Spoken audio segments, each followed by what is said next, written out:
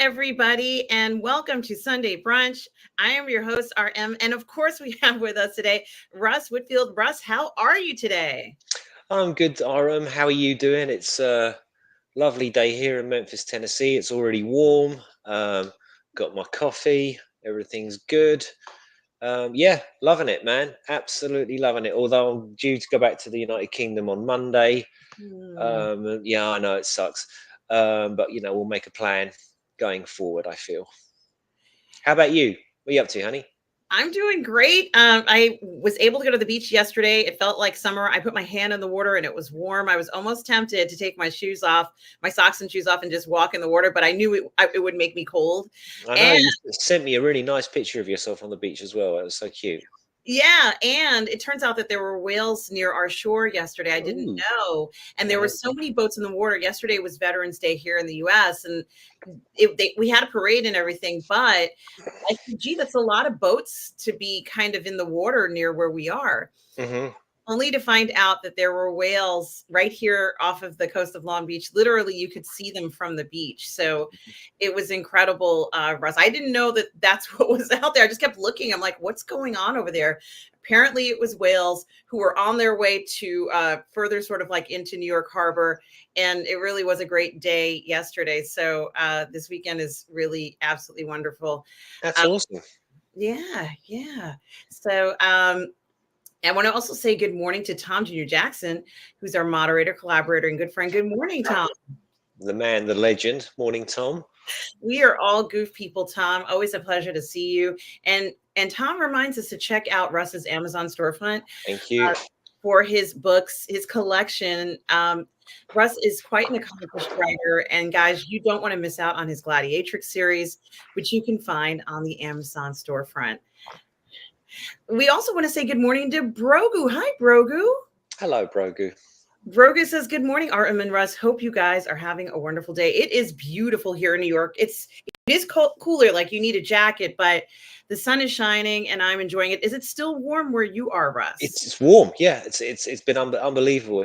We're in the middle of November, and it's pretty much been t-shirt weather the whole time I've been here. The first night I arrived, it was freezing, and the next day was kind of cold, and then it just warmed up, and it's been between 60 and 80 the whole time. It's nuts. It's absolutely nuts. So yeah, we're going to maybe going to arts. What's that thing called, Wendy? Crafts and drafts later on. But there's also a sale on what's it? Bath and Body Works. So we might have to go there first because they've got massive discounts. So I'm just $4 lotions. I'm just calling it as I've been told from the opposite side of the breakfast table here. It sounds wonderful. And hello to Wendy, who's also there in the background. Hope you're well this morning. Yeah, it sounds like you have a great day planned, Russ. I'm probably going to head back to the beach. I was there this morning. It was a little cool and a little windy, so I decided to come back home. But the sun is shining. It gets a little bit warmer sometimes when the sun is out. I want to see those whales come back, which they probably won't, but it doesn't matter. It's still pretty cool to see that. I also want to say hello to Bonzo Kilborn. Bonzo, yo. Hope you are well this morning, Bonzo. And the Outcast Creative is here this morning. Lance. Hi, Lance. How are you doing, Lance? I hope you are well. Lance gives us some news about the British actor teacher Anna Shure passed away today. I'm sorry, Lance. She was responsible for so many careers, including Dexter Fletcher, Mark and Ray Burtis, Sadie Frost, Pauline Kirk, and dozens more. Well, thank you, Lance, for letting us know. And of course, Lance is an acting coach himself and a writer. So, guys, if you're looking for any lessons, you need any sort of help with auditions, Lance is the person to reach out to. But he also has his own YouTube channel as well. So please, certainly do subscribe to Lance's channel as well. Keely Chow is here. Oh, Rush, roll tide. you got to tell Keely Chow what your experience when you went to Starbucks this morning, because Keely Chow is a huge I'm assuming it's football fan, but maybe other types of college football or college sports. You must tell Keely Chow what you saw. I'm sure he's going to be very happy to hear what you've seen. So yeah, so I went in before the podcast today. I said to Wendy, can we go to Starbucks, just grab a quick coffee before the show? We're like, yeah. So we got to Starbucks. She's outside in the car. I've gone inside, and it's the entire basketball team, female basketball team from LSU, Louisiana State University, and I thought, I'm not getting a coffee here today, am I? There's two girls working behind the counter, so I had to go to McDonald's. But yeah, it was quite the sight. All these enormous teenage girls standing in the queue in front of me. I'm like, okay, forget it. McDonald's it is then. So, yeah, That is that fantastic. was morning. Oh gosh, Russ, what a great experience. I'm a Tennessee Vols fan. So obviously I think that even seeing any basketball team, you're lucky to see that. It's Mhm. so much fun to look at college sports, especially in the US. And the games are exciting, and you're very lucky to run into all those ladies, those very talented athletes. What a great experience for us. It was fun. I was in and out though. I just looked at the queue and I thought, ugh, no. I'd love for you to come to New York and run into like a cricket team or something. And I think that would probably grab your attention too. Absolutely, yeah. I'm the same game. I love cricket, even though England sucked at the World Cup. What a shame, but never mind. I'm over it. I'm over it. We move on. Well, Keely Chow, roll tide to you. Hope you are well. Hope your college football day was great yesterday. And of course, I think some of the games are today and during the week as well. But still hope things are great with you, Keely Chow. Thank you so much for being here today. Mario Lopez is here, Russ. Hello, Mario. Gosh, Mario says, hello, everyone. Mario, how are you? How's the weather in Portugal, Mario? I'm curious as to whether you have some warm temperatures, or is it more like the 50s here in New York, maybe even colder? Would love to know how you're doing in. Yeah, man. I might be headed out to the Azores in May. You never know. Oh, wow. Look out for Russ. Well, Mario, also let us know if your mom is doing well. I know your mom is there as well.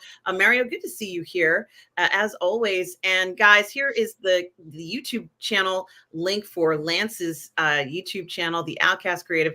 Please do like and subscribe to Lance's channel, the Outcast Creative, and also like and subscribe to Tom Jr. Jackson's YouTube channel. Mm-hmm. Tom has his own YouTube channel. You see him all the time. Tom is there moderating, commentating. He makes a whole bunch of thumbnails for me. And we chat a lot as well. He's a good friend. Guys, support Tom Jr. Jackson's YouTube channel, guys. Please. He's so close to getting monetized. Certainly would really appreciate that kind of support here in the channel. Now, hello to Stubble McShave. Hi, Stubble. Hey, Stubble. Stubble, is it cold where you are now? I sure hope it isn't. I hope it's still kind of warm, but let us know what the weather's like where you are. And I hope you're well. Joe Tyson is here, Russ. Big Joe. We were just killing time till you got here, man. No, I saw Big Joe was one of the first to arrive. I'm just teasing. Hope you doing okay, mate? Yeah, Joe. Good to see you. And Joe, I saw Joe the other night on my stream. I was playing the video game Expanse for the television series and book series. Oh shit! I didn't even know they had a game. Yeah, I didn't either. It came out this summer, and it's a Telltale game, so it's very much like The Walking Dead. It's kind of like choose your own adventure kind of thing. Sweet. But the graphics are beautiful, guys. You can see that first gameplay that I had earlier last week. I think it was maybe Thursday or Friday. I can't remember which day, where I played The Expanse episode 1. I'm going to play another episode on Monday, guys. I'm not doing Ladies of PGS. I have to go to the doctor, and it has to be on Monday. So there's no way I'm going to get back in time to do Ladies of PGS, but I will be doing a stream right here on Positive Fandom for the second stream of The Expanse. It features the actors from the television show. So if you enjoyed The Expanse, if you liked those actors, you're going to hear them. It's the same people, everybody. So it's actually set before The Expanse series. So it's like a prequel. Mm-hmm. I love it so far. I think it's great. And I think you guys would enjoy it too. They use the same music from The Expanse if you watch the television series. So it feels like you're in it. I actually just left it on for a few minutes, Russ, just so I could hear the music. Yeah, right. And I was like, this is so good. So you actually start out as a salvager playing one of the characters. I can't remember her name. I don't know why I can't remember her name, but you play one of the salvagers. She ends up being the woman who's in charge of the Ring Guild at the end of the series. Mm-hmm. And she's spectacular. I love her attitude in the show. It's a lot of fun. And it's a game that anyone can play. Telltale games are relatively easy. If I can play it, guys, remember, if RM can play it, anybody in the galaxy can play the game. So it's not anything difficult or anything like that. Just a lot of fun, guys. Just a lot of fun. So glad to see you here, Joe Tyson. And it was great seeing you on the stream the other night. Mikey Lito is here, Russ. Hello, Mikey. My conscience returns. Hope you're feeling well, man. Well, Mikey Lito is here, and Mikey Lito went and saw the Marvels, and he has a review on his channel of the Marvels. In fact, I haven't watched it yet. I haven't watched your review, Mikey Lito, but I have seen the Marvels. And I don't know if you've seen the Marvels, Russ, but it was like a comedy. Like I was not expecting this.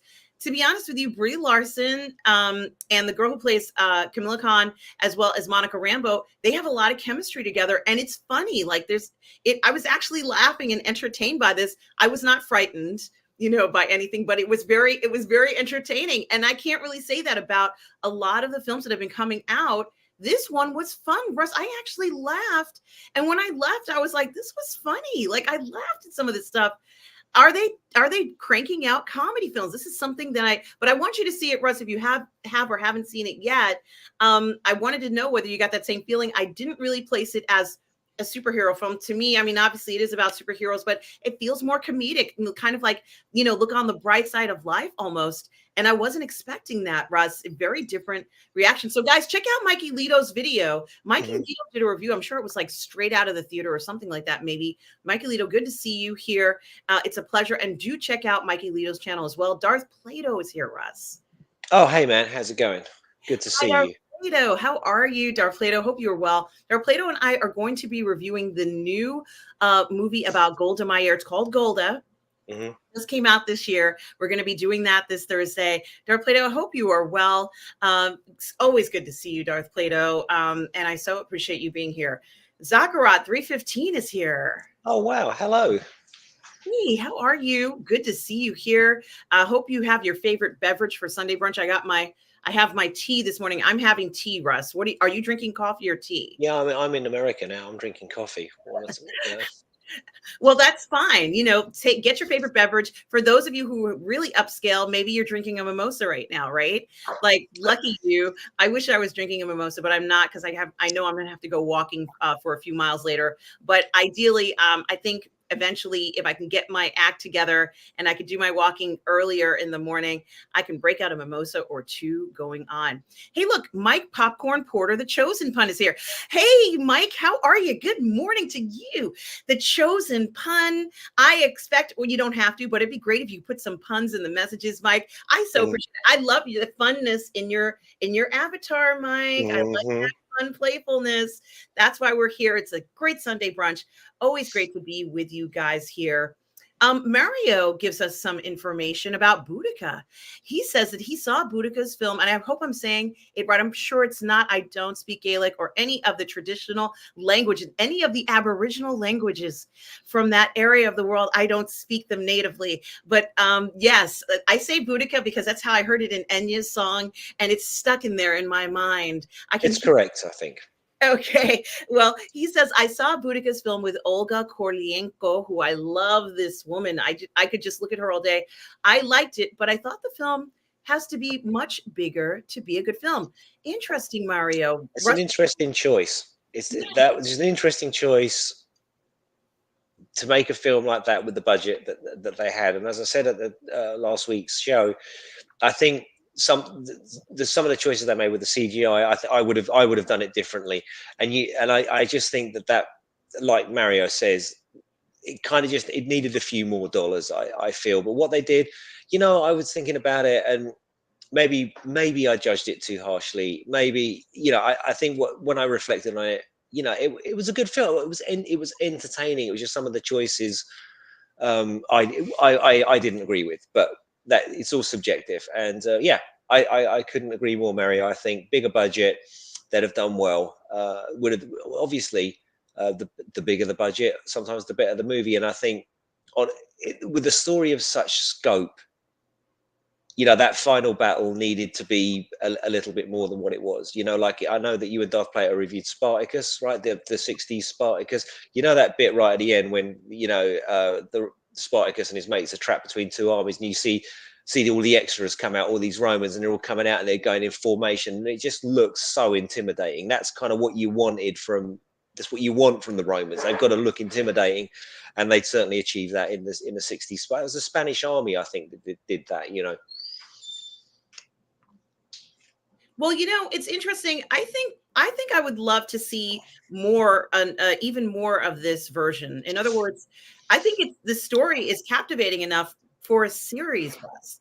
I would love to see, Orga Kolenko um, have very specific battles that are important. Let's say from a Aboriginal point of view. And when I say Aboriginal, I mean the native peoples from that area. Hmm. I want to learn more about them, and it has kind of sparked interest in it, in Well, something that if I'd you like will, to do more. if you will forgive the self plug, myself and a bunch of other writers a few years ago wrote a book about this called A Year of Ravens. So every writer did, I think it was between 10 and 20,000 words from different perspectives from different people of the war. So you had like a Roman perspective and a Celtic perspective, and it sort of tells the story of how it started and what happened in the battles all the way through to the final battle. And I got to do Agricola and the assault on Mona. So I did a sort of Roman Saving Private Ryan bit. But it was really good. It got some good reviews. Year of Ravens, Kate Quinn. If you search for that on Amazon, you'll find it. Is it this one, It Russ? is indeed that one. I think that's the audio book. Oh right, so you can get the audio book as well. Who knew? But yeah, there's a paperback because this was originally like an ebook, and then someone came along and actually bought the rights for it, and they've packaged it up different. It's got a different cover now and all that stuff. So it's a bigger release than it was when it first came out. So, oh man, it's got some good reviews as well. Check it out. Yeah, look at this. 674 ratings. Wow. That's a lot, Russ. Hmm. That's very interesting. And, I think there's always going to be interest in this, especially as I've said before to you, Russ, and many of you in the chat, how people, we do, let's say this is, I have no idea whether this is an oral history or whether it's written down, but it's regardless of where it comes from or how it's presented. Let's say, if you go to the library and you want to read up about the history, we need to see these dramatizations so we can get a kind of a better context of what has happened. And I always say that people want to see dramatizations of what has happened. There's a lot that happens off camera, just like you mentioned, Russ, the death of Boudica's husband, right? In the Hmm. film we saw. And, that gives authors a chance to go ahead and dramatize and give us the opportunity to understand in context what's happened, even contemplate different things in the story that we may not have thought of, just taking, the information from a book. So I think it's so important when we have these dramas and they are put into what I like to call the moving image. What effect does it have on the audience? And I think that there's always going to be that. I do like that they put this in an audiobook, Russ. I love audiobooks, and I can turn this on and I'm sure there's music and all sorts of wonderful things. I don't know. I didn't receive a copy of it, but you're quite right, Oram. I think the thing about this is this sort of stuff, not particularly this stuff, but when young minds watch something like Gladiator, or in my case, 300 Spartans, because I'm old. But when a young person sees something like this and they get into it, that then may ignite a love of real history, actual history. And you certainly did with me with ancient Greece. So an entertainment can become something really important in your life that you go on to love and study and find out all about, and you watch all the documentaries, and it's really fulfilling. It certainly is fulfilling. And I think that at this point in our lives, I remember, many of us and most of the students are going to read the book. They're going to read whatever reading materials they're tasked to read from their teachers.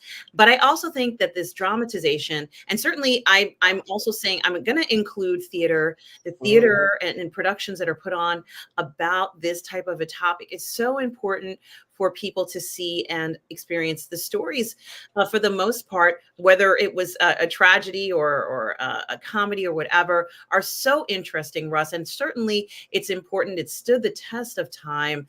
Goodness knows I listened to those Enya records for so long. My goodness gracious. Um, Yeah, I had that. When I was writing, what was it, my third Gladiatrix book, I had that Boudica song on repeat during some of the sequences of it because it just was so evocative of like the landscape and stuff that I wanted to write about. So yeah. Well, I'm glad you mentioned that, and maybe that will also encourage other writers in the sense of the importance of having influences, traditional influence. I'm going to say it's a traditional influence for the genre, playing in the background, and even there are so many experiences you can have while writing as well. So that's wonderful that you mentioned that, Russ, and thank you, Mario, for sharing that with us. Nice one, Mario. You rule. Appreciate you letting us know how you felt about that. Mikey Lito's YouTube channel is here, guys. Make sure you click on that to see his review as well for the Marvels and other things he has. Joe, Bath and Body Works has some stores that are still open in the US. Well, they're doing a big sale today, Big Joe. So it's normally these things are like $15 or something like that, but apparently they're down to $4. So, you know, directly after the podcast, I know where I'm headed. It's great for the holidays, guys. $4. If my mother knew about this, she would immediately tell me to stop the podcast. Go now. But it doesn't open till 12 here. So I'm like, we got to get there early because it's going to be bedlam. It's going to be like Black Friday at Bath and Body Works. So, you know. I love Bath and Body Works. They used to make a certain fragrance called Ski Spray or something. I don't think they make it anymore. Spray. Is that what it's? I don't know. I don't know. Do I look like a connoisseur of Bath and Body Works to you? Come on, man. I can barely shower myself. It's, you know, I haven't even showered this morning. That's how gross I am. Well, they do have wonderful fragrances there, and I'm glad to hear you're going there. Darth Plato says, just rewind. How does Big Joe know about it? That's what I want to know. Big Joe, what the hell, man? Is there something we need to know, Big Joe? That's all I want to know. Natural fragrances. He's got all the products. He keeps up, I guess. Darth Plato says, I hear there was some Spartacus. Yes, there is. Yes, there is. So the new Spartacus spin-off show has been announced. To little fanfare from the Spartacan fan community that I was, you know, because obviously I joined it on Reddit because I'm sad. But it's called the House of Asher. Oh my god! And you know, you've seen Spartacus, right? Yes. So Asher, yeah. So he's like a side character, sometimes hero, sometimes villain, sometimes scumbag, sometimes noble guy. But I guess it's no spoilers because it was like 10 years ago. But the character dies, and this is almost like a sort of what if spin-off. What if he'd got his way? What if he'd got his wish? Oh. Now, that's just that. I am sure that this show will deliver in terms of boobs, in terms of violence, in terms of sex, and, you know, do all the things that Spartacus does so well, you know, cartoonish blood and intrigue. It's going to do great. It's going to do all the things that a Spartacus show is supposed to do because Stephen DeKnight, he knows what he's doing. But it's a weird premise. It's just, what, you know, of all the things you could have done, why would you sort of resurrect the dead character and do a sort of what if? Right. Why? Why would you do that? Especially when you could do a direct follow-up with the triumvirate. You've got Caesar, you've got Crassus, you've got Pompey, right? Right. You could do a show that evokes the conflict between the triumvirs. They've all got their favorite ludus. They've all got their favorite gladiators. And then you can boil that down to the conflicts and rivalries within said ludus or ludi, if you can talk about it in the plural. And, you know, do that. That kind of writes itself, doesn't it? You've got 3 champions. You've got other people in the ludus, in the ludi vying to be the champions. You've got all of those interpersonal politics. You've got the outer politics of Pompey, Crassus, and the other guy who's gone out of my head, Caesar. And yeah, just do that. That seems to be the sensible option. But no, they've gone down this road. Yeah, and but look, it'll be great. It'll be great. You know, it'll do all the things that we want a Spartacus show to do. I just question the premise. But look, am I going to watch it? Yes. Am I going to love it? Yes. Is it going to be awesome? Yes. Am I going to buy the physical media? Yes. Oh my gosh, this is so exciting. Well, it says Stars confirmed Spartacus sequel series House of Asher. Spartacus House of Asher will ask what if style question about the Stars TV franchise, which you've just mentioned already to us, Russ. And let's go on down. It says that this came out earlier this year. It was in the works. Today, I'm pleased to announce that Stars has greenlit Spartacus. And it says Stephen DeKnight will be the showrunner. And more details say that it will be titled Spartacus House of Asher, featuring the return of actor Nick Tarabi as Asher. Now, I don't remember this actor. Maybe I can click on him. Will it bring me to him? No, it won't, because my computer's not nice. Yeah, But he's the gladiator, right? That he's a former gladiator in Spartacus Blood and Sand. He's lame. You know, he has a bad leg, and you don't find oh out. You know, yes, yes, yeah, yes, that guy, and yeah, he's like a conniving scumbag, but also does some noble things, and also stabs people in the back. He's morally ambiguous, right? yeah. But he, you know, it's just weird to go back to him 10 years later when there's so much more. You've literally got Caesar, Crassus, and Pompey sitting there at the end of that season. At the end of the final season, I think it Gods of War. Dude, the setup's there.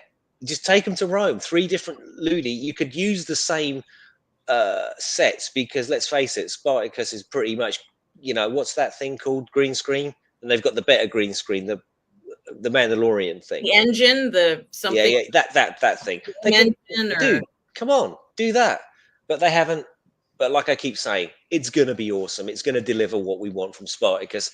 And if it doesn't, if times have changed, if it's no longer an era that we can have shows like Spartacus and Strike Back and all of the great things that Spartacus and Strike Back deliver, and you know what the great things I'm talking about that those shows deliver, I'll be sorely disappointed if it's a watered down PC version of Spartacus, because that's not what Spartacus ever was and ever should be. It's supposed to be full on, full frontal Spartacus. You know what I'm saying? Yes, I do. And I, even let's say, even if we stepped away from, let's say, the ingredious nudity, which there is ingredious nudity, which I'm fine with. One thing that they did do was present actors who were extremely fit. And we're talking about a whole season of incredibly fit actors who do fighting scenes that look really dangerous, are challenging. And, there's a lot involved in it where they not only do we see the fighting, but we also see the training regimen. Yes. We also see the other cultural aspects. For example, one of my favorite scenes when all the gladiators had to be presented to the ladies of the region, as they, are showing how great their gladiator group is, and the ladies got to observe them, if you will, and sample their swordsmanship. Yes, exactly. And certainly, I do have to give credit to the conditioning of the men in the series. And certainly that's something that they kept in top form. It must have been incredibly hard and arduous to film the show, Russ. This was like harder than being on a football team. What do you think? Really was. No, I absolutely know this for a fact, because there's a scene in Spartacus Blood and Sand where Varro and Spartacus are thrown into the shit pit. Like literally they're in trouble and they get thrown in there. Well, in the DVD of Spartacus Blood and Sand, that of course I watched the special features, and it's been years since I've watched it, but I do remember Andy Whitfield and Jai Courtney in the shit pit holding their protein shakes, and they're going, please, we just want some food, like I'm sick of protein shakes. And they talk about it like, this is all we get to, this is our lunch, protein shake, this is my breakfast, protein shake, this is all we get to have is protein shakes, because you have, it's your job. You have to look awesome. It is part of your job as an actor in one of these shows. You have to be a god of the arena, and they were. But we only see the end result of it. We don't see the hours and hours and months and months and weeks of training that these guys have to do to get into that shape, maintain that shape, and show up for work and be Johnny on the spot. Amazing. Yeah, it is spectacular what they've been able to accomplish with the show, and certainly with the sentiment of the show, the cultural aspect, Russ, which they didn't need to play up on, and the cultural accuracy, which they didn't have to do that, but they decided that that was going to be an important part of the show. And I felt like that was so important to not only show the gladiators, but to also show the politics of the era. And, let's say the social rising of, Lucy Lawless and her husband. That Batiatus. Yeah. Batiatus, as they called him in the show. I always thought it was Batiatus, so that was the way I did it. But I'm not going to argue. Yeah, but Titus and Lucretia. Yes, John Hannah, I think, is the actor. It was so important to see that how they progressed from being on the sidelines to being, let's say, near the emperor's what is that area in they sit in the stands, the That, emperor's area. yeah, but I mean that they were just social climbers. That was kind of the point uh, for them, and the point when you were a politician was to use the games to increase your social standing with the crowd. That was the sort of conceit of the gladiator games, which is why they were so popular, because they were free and made, if the emperor put on a good show, or the governor put on a good show, or the local town guy put on a good show, that would put him in good standing with the populace. That was the point. It really was. And I also want to mention Bonzo Kilborn, who says, positive fandom, I have to give you a huge thanks. Oh, you gave me an idea for a screenplay last week. Wonderful, wonderful, Bonzo. Well, don't tease us, Bonzo. You give us a little log line, and don't forget our 15% once it gets made. We signed up for that as your inspiration and your now new agents. I want to hear about it. No, drop us in a log line. Let us know what it's about. Absolutely, drop us a log line or two. Bonzo goes on to say, Russ, the LSU women are the national champions, by the way. So I guess they beat the Tennessee Vols. I guess they beat everybody, even Stanford, right, Bonzo? Good for them. Brogu also went to LSU, grew up down the street from it. Wow. Yeah, so you never know, guys. You never know. Those college sports alumni. But these were quite young. I mean, I don't know, because everybody looks young to me these days. I don't, but they were young. They were teenagers. This lot. So I don't know if they were college or school or whatever. But we saw the bus outside and it had LSU written on it. So yeah. And here's Nathan Trujillo says, hi, Artem and Russ. How are you guys doing these days? Well, we're better seeing you, Nathan. How are you? Hope you are well. So good to see you. Mike Popcorn's Porter, the chosen pun, says, college football is awesome. I watch it all day yesterday. Okay, Mikey, let us know who your favorite sports teams are from that. And Mario says, the Azores is beautiful. The weather is good. And my mother is fine. Thank you. Well, Mary, I feel like I want to pop on over there and have some wine with you in the Azores. Certainly glad to hear everything as well. Stubble says it's a few degrees over freezing. Stubble, I hope you're near a warm fire, keeping yourself, all 6'4" of you, warm, Stubble. And I also want to mention, let's see. Oh, thank you, Tom. You did mention it, Tom. You did let us know. Tom is always the one who lets us know right from the very beginning when something is happening. So I do have to give you credit for that, Tom. Irene says, good morning, Artem and Randall. It's always good to see Iris Johnson here. I like that. Hello, Iris. So good to see her. Yes, Joe Tyson, thank you for the reminder. It's Kamina Drummer as a character from The Expanse, and she is incredible. Oh, look, Gary Bando Sandwich Worthington is here, says, hello, Fandomites. All right, gal. Hope you are well. And Mike Popcorn Porter, the chosen pun, is having iced coffee. And Gary Bando Sandwich is having his channel here. Guys, you can check out Gary Bando Sandwich Worthington's channel. He has wonderful posts of things that are going on in the UK, if I'm correct, Gary. So great to see you here. I'm glad everybody's having some great drinks and everything. Bonzo wants to know if you've been to the shooting range while you've been here. No, I went to a shooting range once. Many years ago in Texas. It's just not my cup of tea. Like, I tried it and I was kind of bored of it after about 20 minutes. I wasn't bitten by the bug, but my friend Darlene, who I was working with at the time, she was Texan, and she had a massive gun collection. Like, she was a interesting lady, and but she just had guns upon guns upon guns. And it's good. The guy next to me and the aisle next to me had a Magnum P44, and the bloke was trying to explain to the Brit how to shoot guns, and of course I'm going like that every couple of seconds because the guy. But there are people with rifles and machine guns and all that. But yeah, not my cup of tea. Well, I do like skeet shooting. I think that's kind of fun. But being in a shooting range is not fun. It's way too, I feel like I'm inside of a container. It was And this was out. It was outdoor. It was outdoor. It was oh, massive. you were in the outdoor one? It was gigantic. That's Oh, even I that's can't tell why you. Like I I said, don't mind. there were people lying down with rifles and shooting Oh, targets at yeah, thousands yeah, of miles away. You know, it was huge. wow. It was Texas, wasn't it? You know, everything's That huge. sounds fantastic too. Well, you know what? We let you know our experiences with this, and thanks for asking. Yes, please do put some dad jokes in. We certainly do enjoy that. Gee, Irene, revenge is a dish best served cold for your some ice water. And Bro was having a margarita. I like that, Bro. Don't blame you, man. Gosh, it's 5 o'clock somewhere. What is that? The That's it. 5 o'clock somewhere. Yeah. So Gary Smith says, waking up with Khan, are we? I don't know. Um, I don't know what that means. I don't know Oh, either. Um, and yeah, Jeff Plato, I think they could make Boudica, they could still do it. Like the same production group could take out that whole cast and go ahead and make some episodes of her. I think I would watch it. I'd mm. watch it. Russ, Yeah, maybe like a 3 episode miniseries or something like that. You know, 2 2 hour episodes of that. You know, stage 1, stage 2, stage 3. But you know, it's money.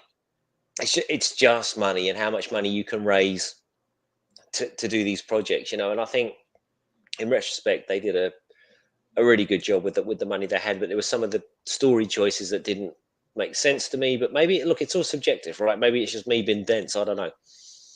Well, I think considering the effort they put in and the way that it looks, that it has the potential, you could definitely develop a series from it. I think that you could do something like that. And that's what's exciting to me. Mike, the popcorn porter, the chosen pun says, here's one from Twitter. Why is the punctuation mark period thankful this Thanksgiving season?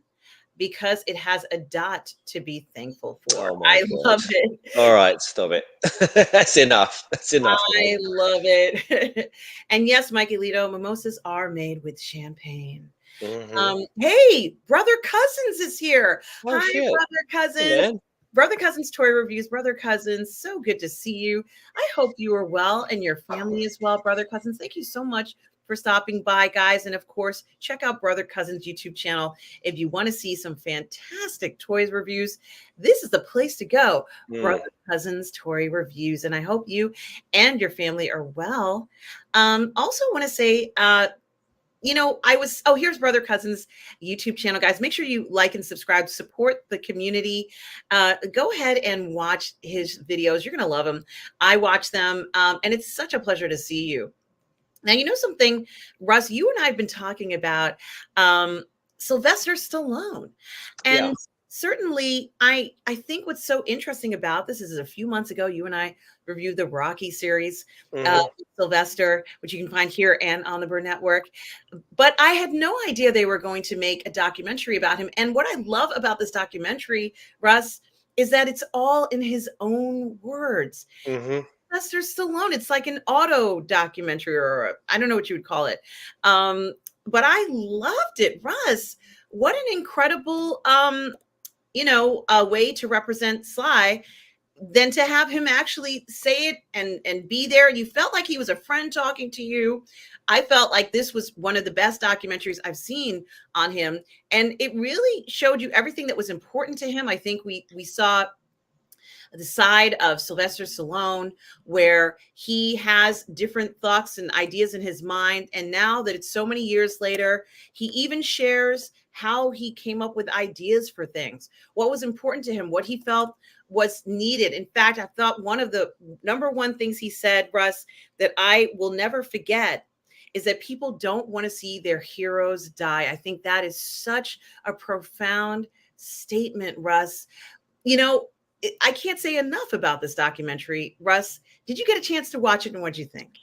Of course, yeah, I did. I made a point because I'm a huge fan of his, and I have been most of my life. Actually, I saw Rocky 3 when I think I told this story before. My stepfather got me a dodgy copy of Rocky 3 on video when it was still out in the cinema, and I just absolutely fell in love with it. You know, like I saw it in the cinema, I loved it, loved it, loved it. And my stepdad got me a hooky copy on DVD. So I watched those 3 films as it was in 1981 or 1982 over and over and over and over again. And of course, Rocky 4 came out. I was a little bit older. I was old enough to go to the cinema and watch it. So I've been a fan of his for forever.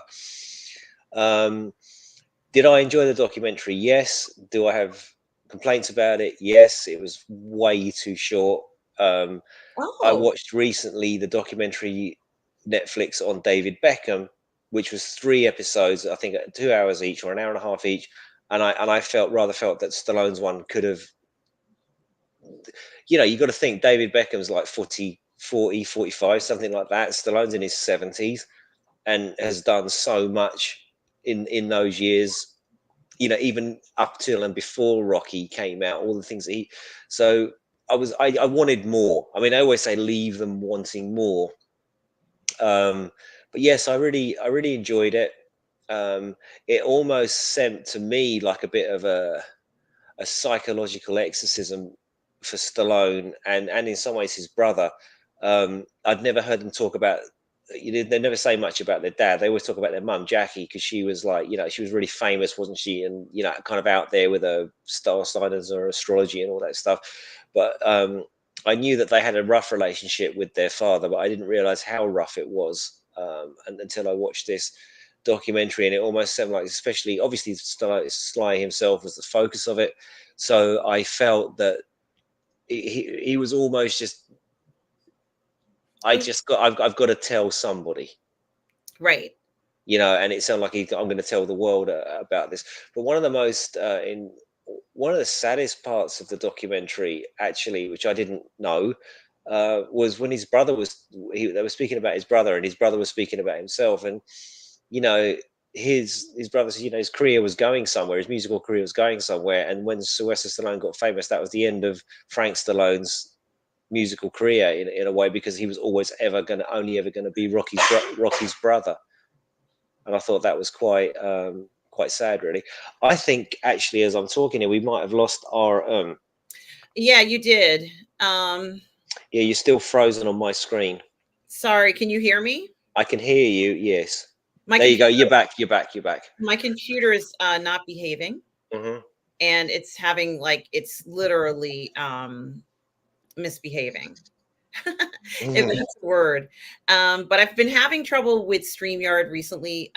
It has not been a smooth uh it hasn't been nice. So what I might do is try and go out of the stream and then come back, because my computer is not allowing me to do anything. I have the stat, the wheel of death, the cycling wheel of death. Okie dokie. Right. So I'm going to scroll up and see if I can catch up with Thank you, some of Russ. some of the chat. Asher was in Expanse. I didn't know that. Goodness me, we've got loads and loads and loads and loads of comments here. Oral histories, a misunderstood craft. There's my Star Wars attempt. My bloody hell! It sounds like a Xena episode. Right, here we go. I can get in this way. Where are we? Mikey Lito says, I always thought mimosas were made from champagne. Gary says, at least Sunday's a day to rest. All right, my popcorns. Here's my Star Wars attempt. In Star Wars, what consecutive medical treatment do they use for healing? Back to tanks. I can't take it. I'm not a pun guy. I'm sorry. Brothers Cousins says hello. Irene left us 1 star of Ravens. Thanks so much, Irene. And anything oral is pretty much okay with her. And Darth Plato follows up that with oral history is a misunderstood craft. And Irene's eyes are starting to water. And I think we have our room back. We got our room double. You got you twice. I've got you twice on screen here. This looks like a 70s show, like in the 70s when they used to split the screen into 3. That's exactly what we've got going on here. I'm trying to close the other one, but yeah, you're a bit echoey, so I'll carry on while you sort that out. What Bonzo says, while Russ is Randy, his name is still Russ. Okay, thanks, Bonzo. There's a oh bloody hell! It's all going a bit. No, it's all going a bit Pete Tong. It's bad. Feedback. Sorry. All right, so let me close this. Right. Okay. Yeah. Let me close it. There's some chat here about Bath and Body Works hand sanitizers, which Irene loves. Let me close this. Darth Plato is encouraging people to hit the like. Bed Um, Bath and Beyond went out of business, says Bonzo. Asher was in The Expanse, says Darth Plato. Um, um, can I get where on are my we? computer? Yes, I can. I can use my work computer.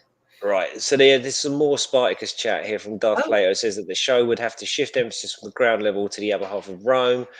Um, and we were talking about having 3 different schools, and Gary Banjassandwich calls it Ludus Wars.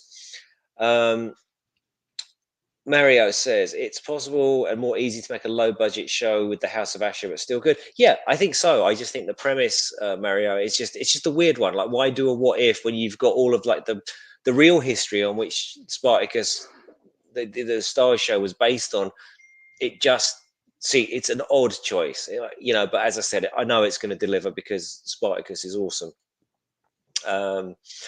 Irene says I used to be able to get a free.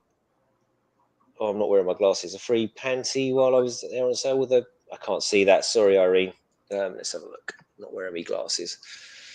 I used to be able to get a free panty while they were on sale with a coupon, and then run over and get a free item too. Okay, that must be at the Bath place.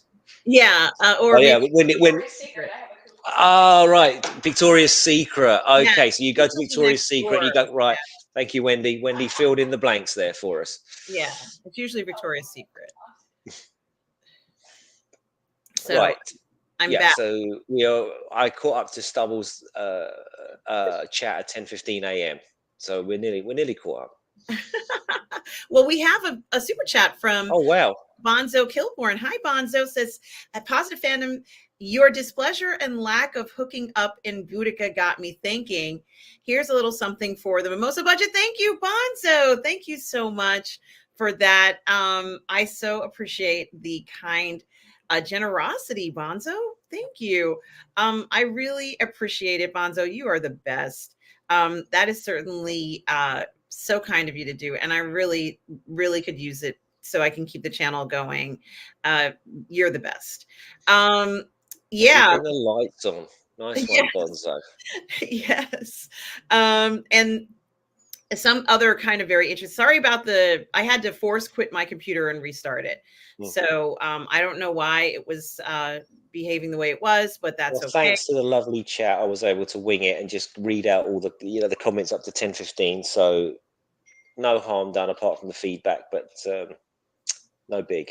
Well, thank you for holding down the fort. And certainly, I am noticing that Nathan wanted to know if we had watched um, Loki, the Loki show. Russ, have you been watching Loki? No, I haven't. But we didn't finish our Stallone conversation.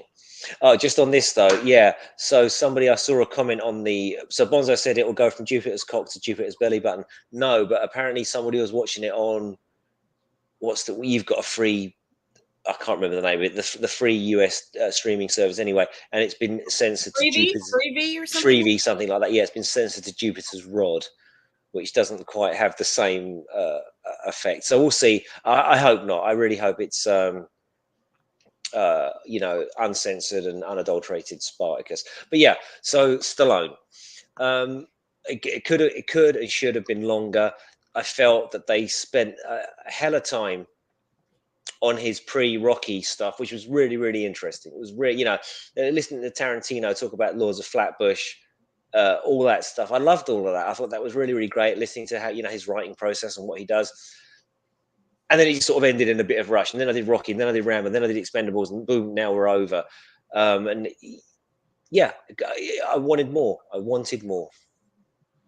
Yeah, that's very interesting. And I hadn't thought about it that way. And I guess I should have thought about it because you're talking about what, 50 years of entertainment. Mm-hmm.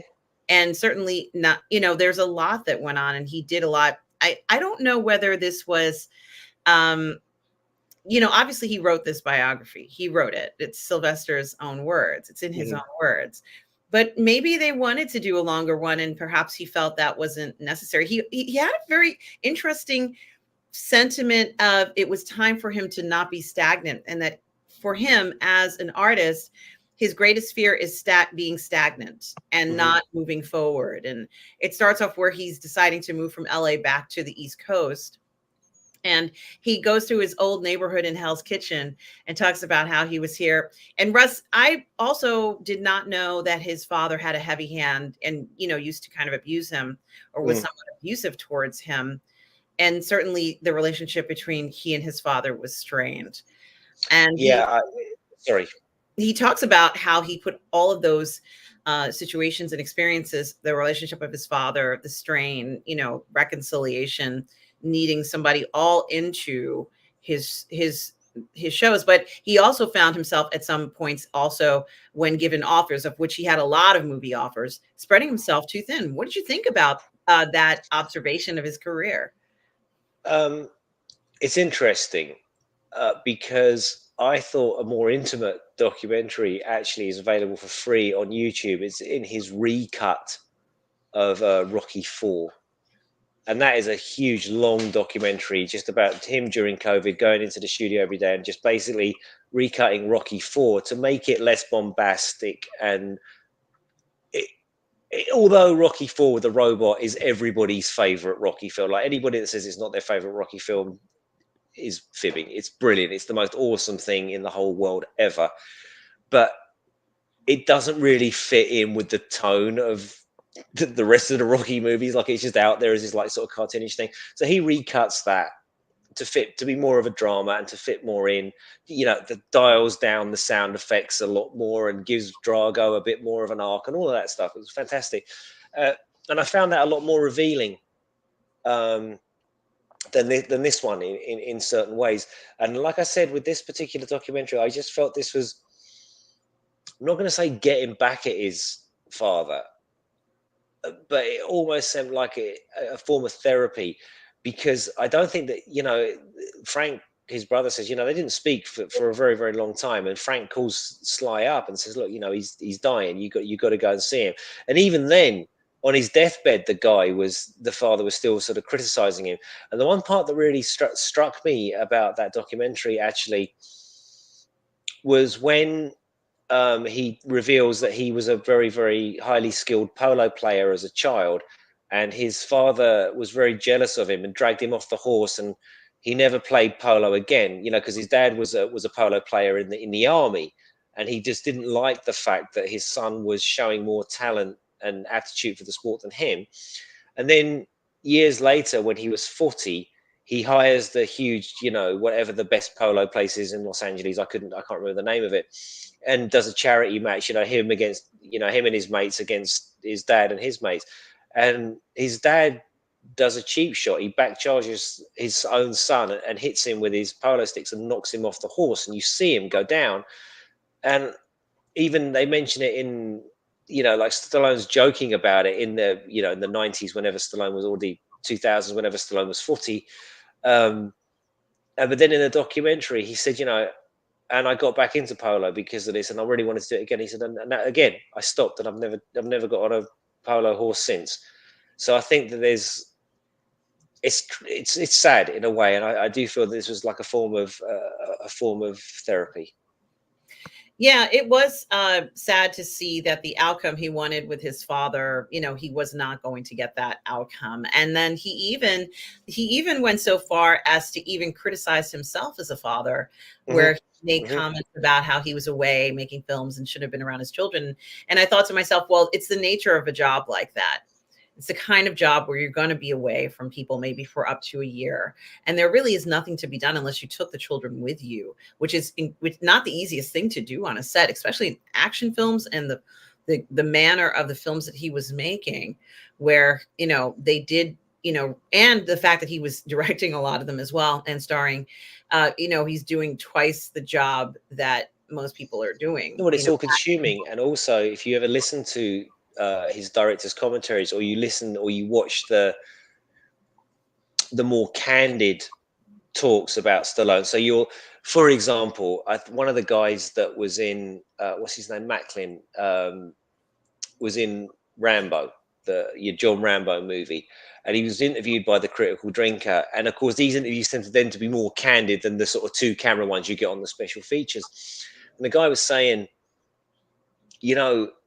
Stallone is he's not a tyrant. He's very difficult to work for in that he's an absolute perfectionist, and it has to be done right, and it has to be done this way, and you have to have it spot on. But he says nobody complains about Stallone being a tyrant because Stallone is harder on himself than he is on anybody else. So for him, he talks about the action genre with a degree of respect, because action films are the hardest films to make. Everyone goes, oh, they're stupid, they're cheesy, they're this, they're that, the other. But can you imagine what it's like making one?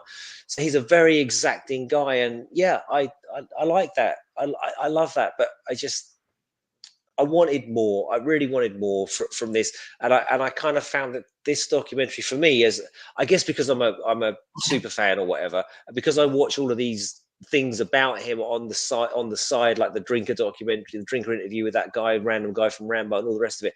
I know so much already, so it was almost like an accompanying piece for me, as opposed to oh my god. And I said that the main thing about this was it seemed to be him like an exorcism of this trauma that he has from his childhood. And yeah, the thing about Frank and the music career was that hit me pretty hard, actually. Yeah, it was quite eye-opening. And I did just want to mention three other comments from before where Berger was saying that he's getting the 4K House of Asher. Violence and nudity are even better in HD. And Bonzo also mentioned that statement, which you read. Mario says that Spartacus without doing nudity and violence will not be successful. And I think that is also very interesting. It's a fact, isn't it? But it's what choices will they be allowed to make? Mhm. What will they be allowed to do, as opposed to what they want to do? And that is body positive Spartacus is Darth Plato. Well, you never know, do you? I mean, I know that said in all sarcasm, Darth Plato, and Mikey Lito's there for a Spartacus training show. I get it, but it's almost like 10 years have passed, and as I said at the front end about this, are we even allowed to have a strike back today with manly men doing manly things, and and all the other nudity and stuff that comes along with the show, like Spartacus and Strike Back? Or are we going to be sort of almost crowbarred and forced into having stuff in there that perhaps doesn't fit in there? I'll tell you what, I'll give you a good example of this. Someone said last week, I think it was Darth Plato, have you seen the trailer for Shogun? Right, the new Shogun. I hadn't seen it last week. This week I have seen it, and it was awesome. And then there's a point in the trailer where Mariku, I think that's her name, is spinning around with a katana, and she's taking out ninjas, and she's doing this. It's almost like you have to have that now. And of course, in the original show and the original novel, she wasn't a ninja assassin able to do all of these things, or perhaps she was. I don't remember in the novel, but certainly in the TV show, she was not. And it's almost like, yeah, no, we can't have her be not capable of defending herself. That'd probably be fine in Shogun, but I just, that's like a trend. Like, we have to have certain tropes in our modern entertainment that we didn't have 10, 15 years ago. So who knows what it is, but I'm sure Spartacus will deliver. Spartacus might be the one show that turns the tide. You never know.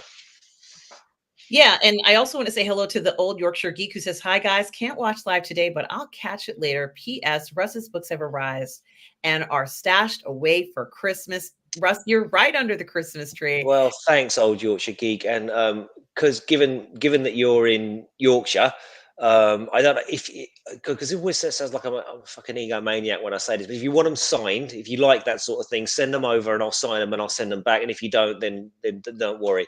But drop us an email if you would like me to do that, and I'll certainly do that. There's a gigantic cat just run past the window. Sorry, but yeah, offers there, old Yorkshire geek, if you would like that. And I did also want to mention that one other thing that was not talked about in the show, and I'm not going to say it was or wasn't implied, I guess, inherently in the show, because we had a great number of comments from Arnold Schwarzenegger, and hearing Arnold talk about Sly, they were not together. They weren't sort of like sitting next to one another. Yeah. But hearing Arnold talk about Sly, it's almost as if they were gym mates.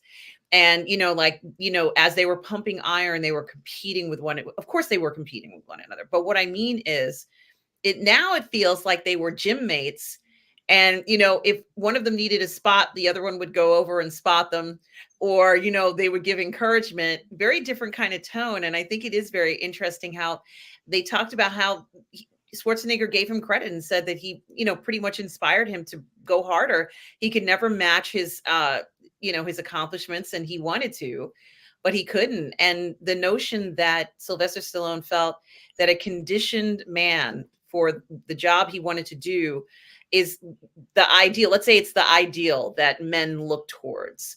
Why do you go to the gym? Because you want to be in good shape, and stuff like that. And this, you're embracing the masculinity of what it means to be a man.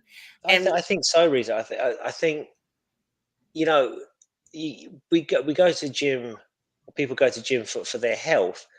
Of course they do, but they also want to look good naked, right? That's kind of most people's primary objective of going to the gym is, geez, I need to lose some weight. Geez, I'm out of shape. Geez, I've got to do that. And that's why you're doing it. Of course, it takes massive dedication and sacrifice to get to Schwarzenegger level, who was a multi-time Mr. Universe and all the rest of it.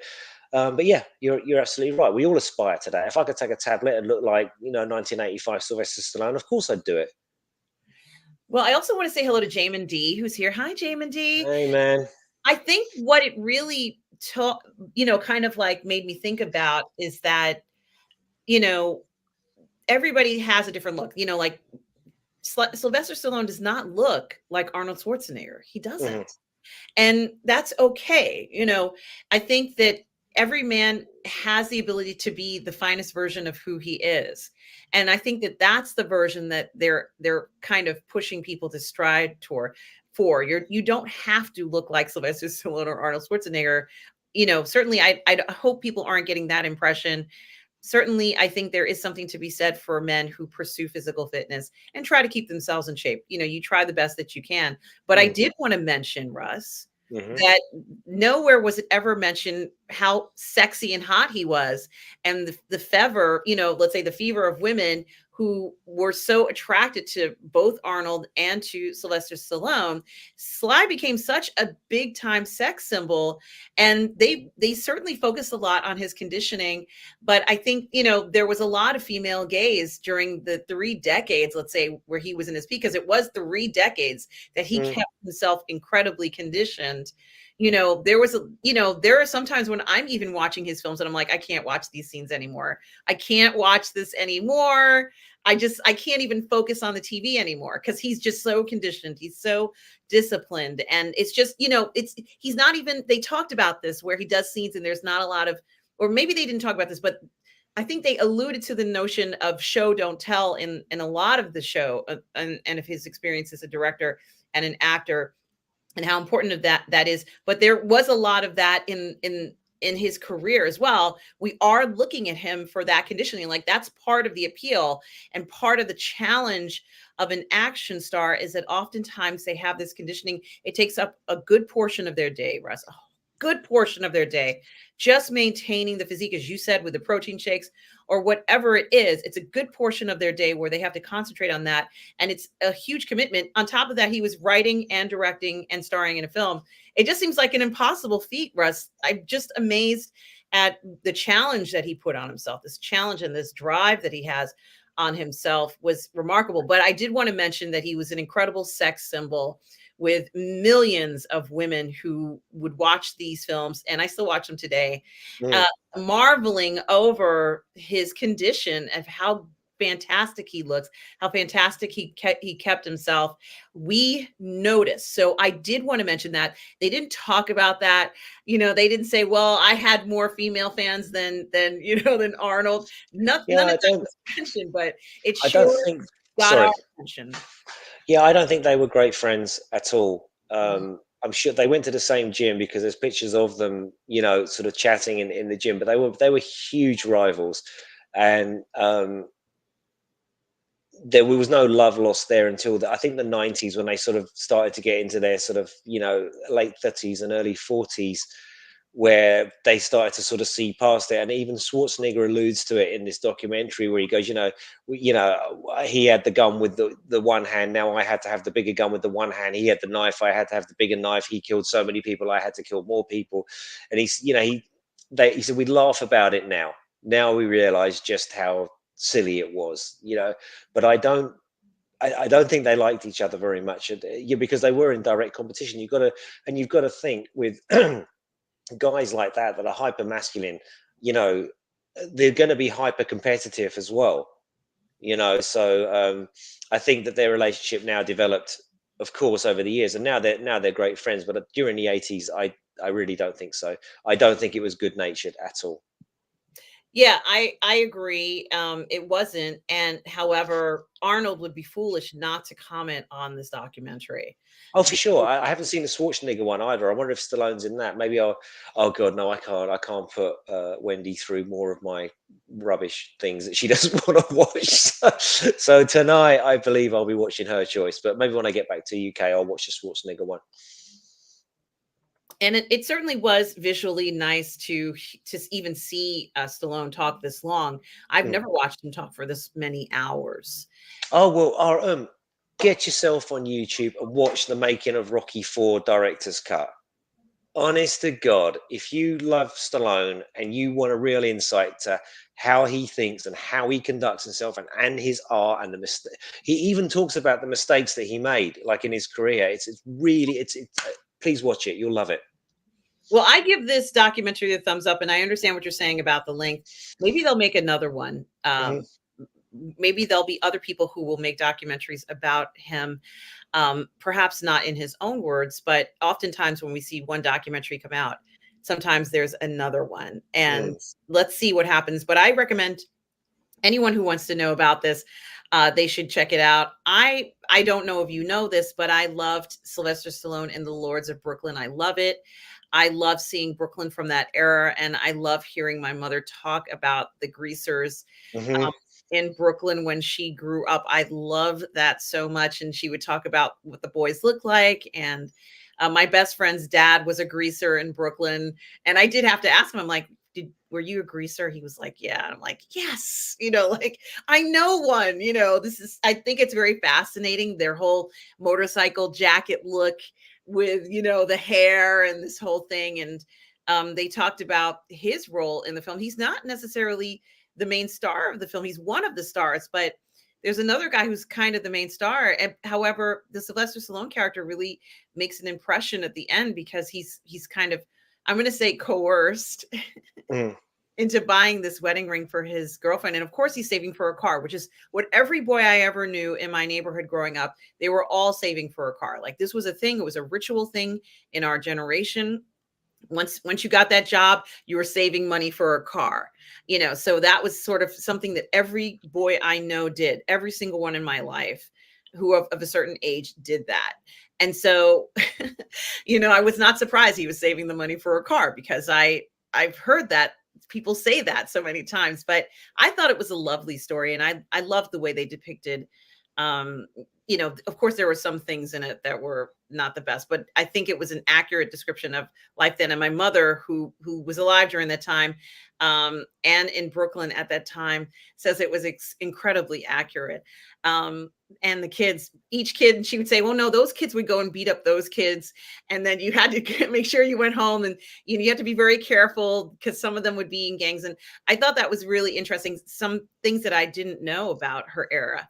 It's all in the Lords of Brooklyn. So I was going to say, or Lords of Flatbush. It's probably maybe the Lords of Flatbush, but it is Lords of Flatbush. Yeah, okay. Flatbush is in Brooklyn, though, isn't it? Hey. Yeah, it is. Yeah. So I did want to mention that I also recommend that film as well. It's to me, it's very much a snapshot of time of that era, and I'm glad they made it. It was in the 70s the film was made. I'm glad they made it at all.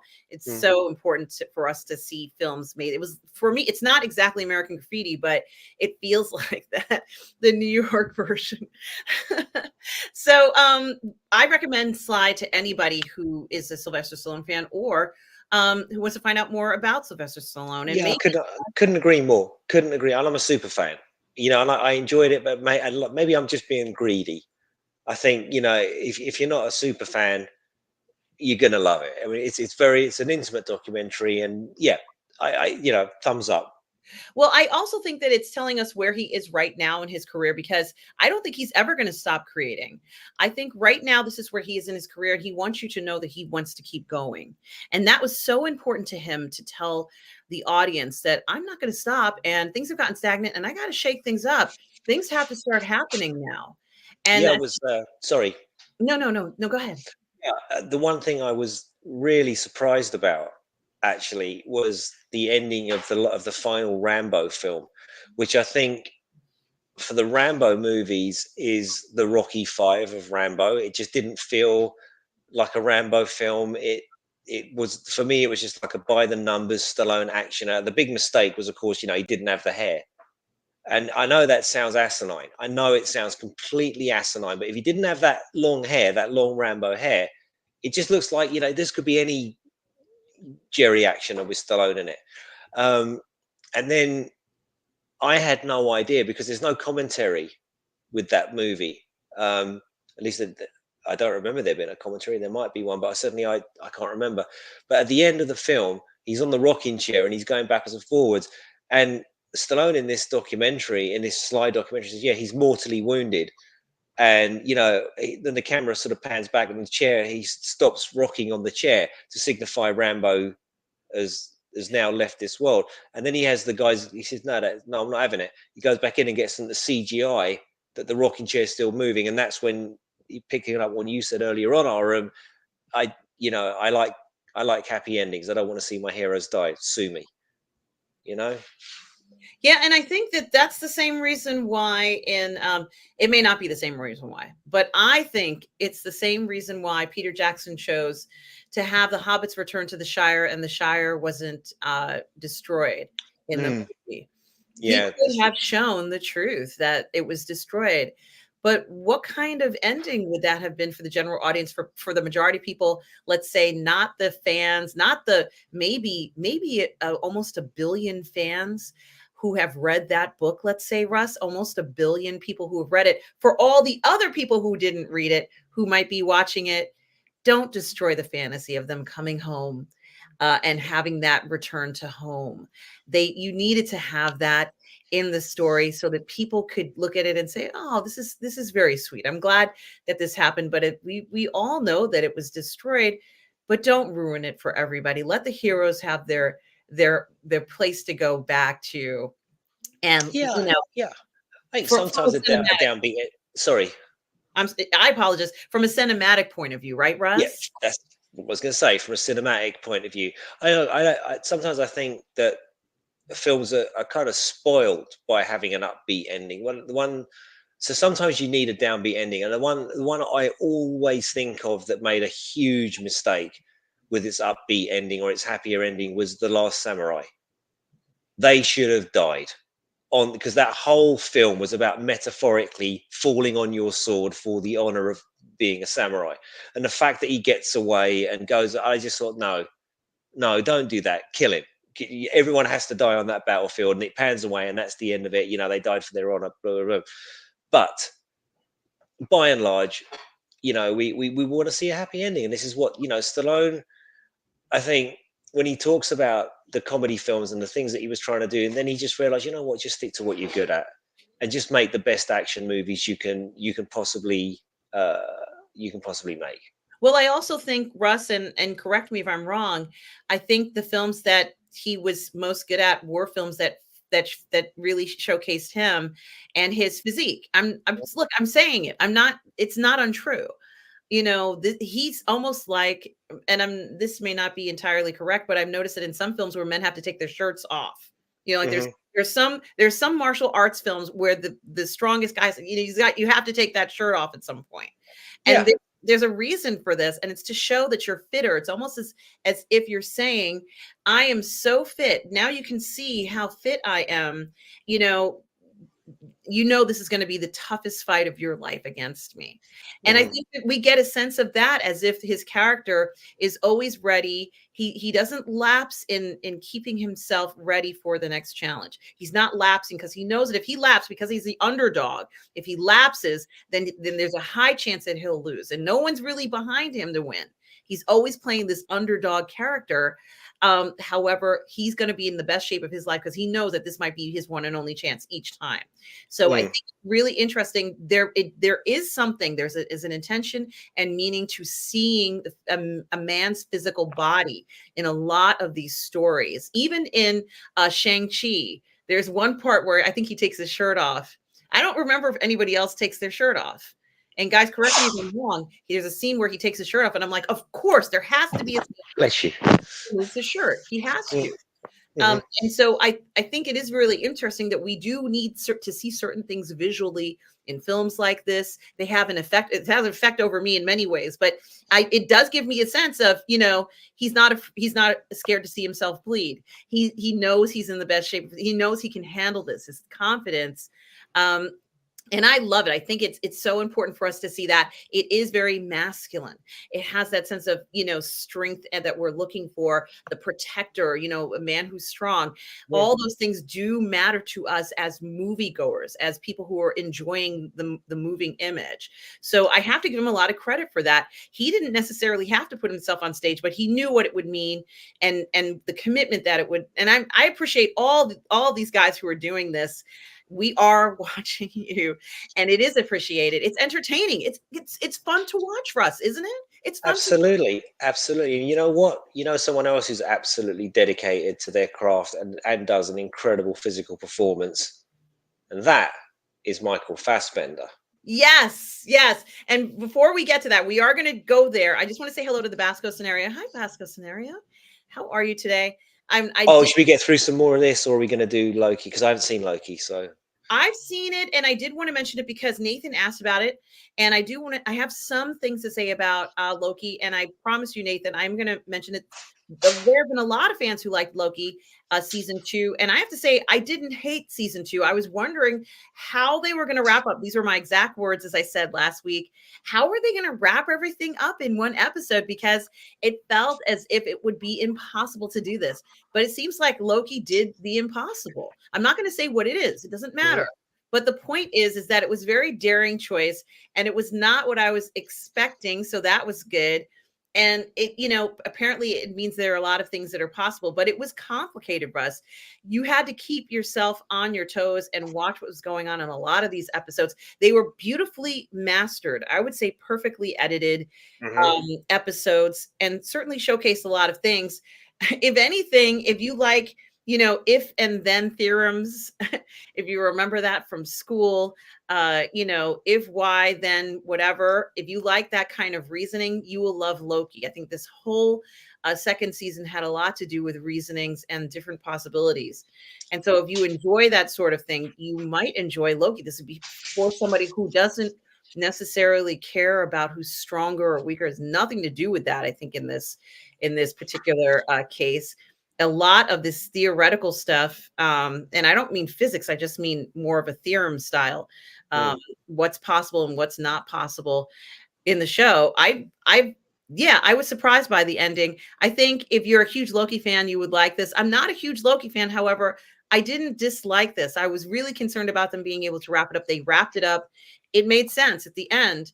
And I'm wondering what's going to happen next. I do want to watch, if they have a season 3, what's going to happen next. I feel like I need to know what the fate is of all of these characters. And that's something that I was not expecting when I watched the first episode. So that's how I felt about it, Nathan. And we have some other fans So here. I have a question regarding that. Then I've watched a number of reviews now of Captain Marvel.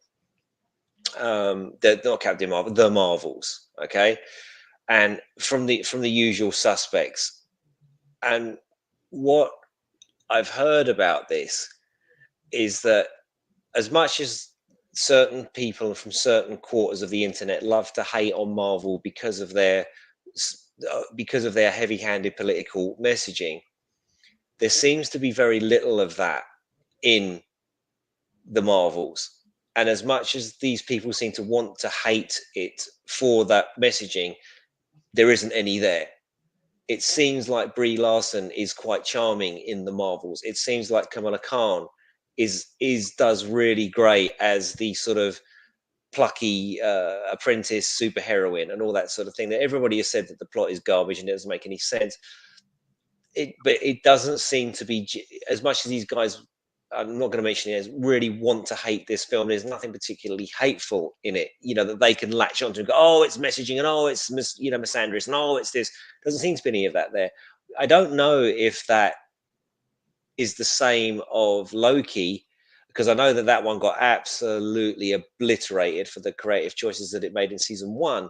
But I do wonder, are we reaching now a turning point with Marvel? Could these two shows, this movie and this show, be the first new dawning of an, oh my god, everybody hates us and they hate us because of what we've done?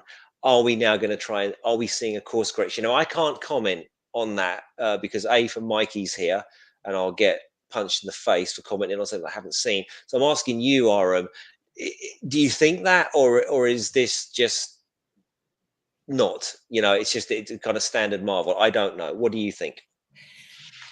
I would say that if I'm looking at the Marvels movie, I didn't see any messaging in it at all. In fact, I called it a comedy. It felt like a comedy to me, and I was laughing at it. There were funny parts in the story. Did it feel like a superhero movie to me? Maybe not exactly, but it didn't matter, Russ, because Brie Larson and the woman who plays Kamala Khan and the woman who plays Monica Rambeau, they were so entertaining and fun on the screen. It was enjoyable. Even Kamala's family, where her mother, was very concerned about her, and she's like, "Well, I don't know what you should do this, Kamala." Like exactly the way you would expect a mother to be there. It didn't matter. I think that Kamala was more charming in this film than she was in her own series. And it was a comedy for me. It felt like a chick flick comedy. It didn't feel like a superhero movie. Even Nick Fury was funny. I was not expecting to laugh through this. Even with the baddie, it didn't matter. That baddie wasn't so bad. And they were able to handle it. And it was at first I wasn't quite sure what to make of the beginning of the film. And then when I realized, I said, oh, this is really meant for you to just have a laugh at. I think at least I felt that way. I don't know how other people felt about it, but it was fun to watch. Do I consider it does it have the same sentiment and feel of other superhero movies? No, it's very unique. And I don't think I've ever seen anything like this before, because the other superhero movies that they've tried to make that are supposed to be a comedy, I'm not talking about Deadpool, I'm talking about some of the other ones. Those other ones were not funny. This movie is funny to me. I laughed, and there's no messaging in it. It's just have fun and, deal with different things that they have to deal with. It felt like a bunch of girlfriends getting together and kind of laughing over something. Something's brought them together in an inopportune moment. And some of them were not ready to see each other. One of them was very eager to see the other. All those different like baggage that you have between your girlfriends. It's what She-Hulk should have been. It's what She-Hulk should have been. There you go. That's a very, very astute observation. I haven't seen. I watched the first couple of episodes of She-Hulk, and I just decided it's not for me. Let's just put it that way. Been this sort of, where when she's in the courtroom, she's very strict. She's using precedents of other superhero situations to get superheroes out of stuff. But when she's out of the courtroom, it should have been funny. There should have been some funny moments where you're laughing, and you're just these funny things that happen to She-Hulk. She can kind of laugh at herself because after all, this is not normal. She's turning into a Green Hulk. So how do you deal with that? You have to laugh at yourself. And there has to be that kind of thing where she's kind of having a laugh at herself, but not sort of like, I'm going to go into my, stay in my house and sit on the couch and eat a gallon of Haagen-Dazs ice cream every night. Not that kind of thing, which is what it turned into.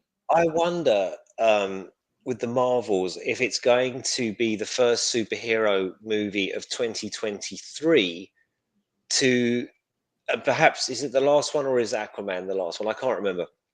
But is it going to defy our expectations now? Because everybody is expecting this one to be like the biggest bomb of them all.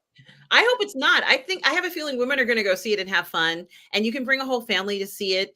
I'm going to say the same thing about Loki. Loki might be one of the best episodes, let's say, series they've had in a while, because I feel like the ending was good, and not maybe it was a comic book graphic novel ending. That's how I'm going to say. Well, that's great. I mean, I'm. See, the thing we're talking about the Marvels, right?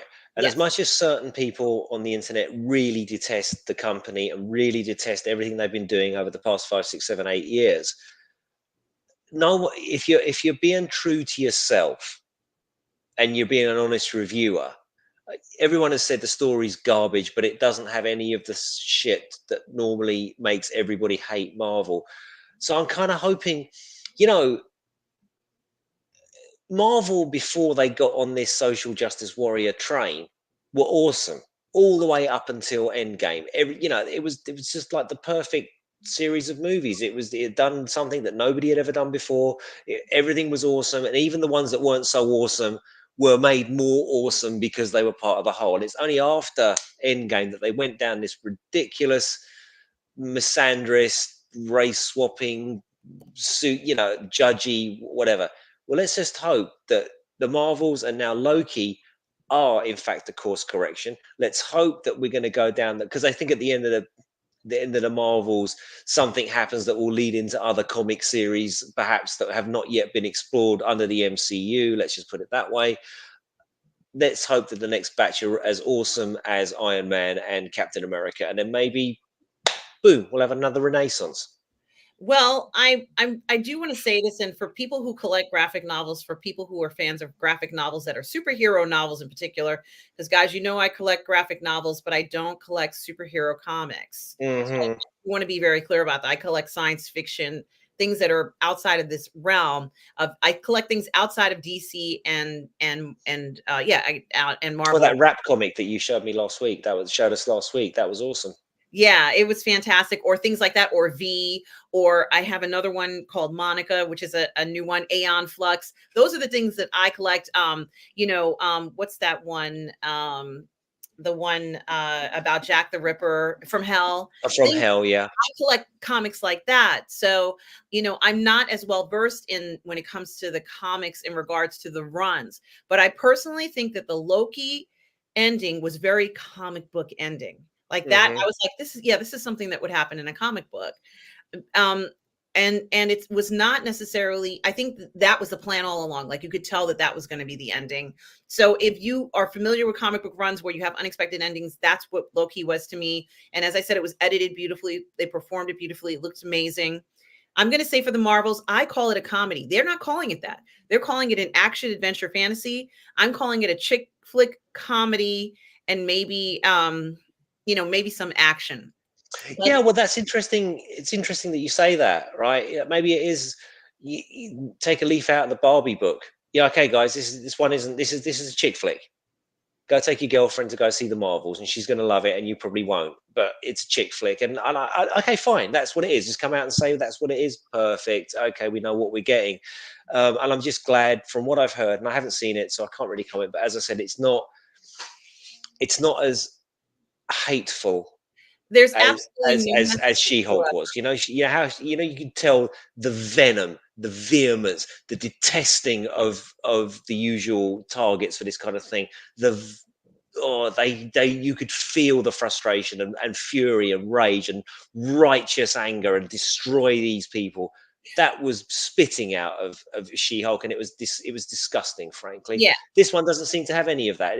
From what I've heard, it's just like, yeah, well, It yeah. doesn't have any of that, and it's exactly what it says. As Mikey Lito says, the story is inconsequential, 98 inconsequential. And I do want to say hello to Lug Nuts. Hey, Lug love nuts. Nuts 6. Hi, Lug Nuts, who says, hello, Rockin' Russ, and that sizzling red hot and very attractive galactic goddess.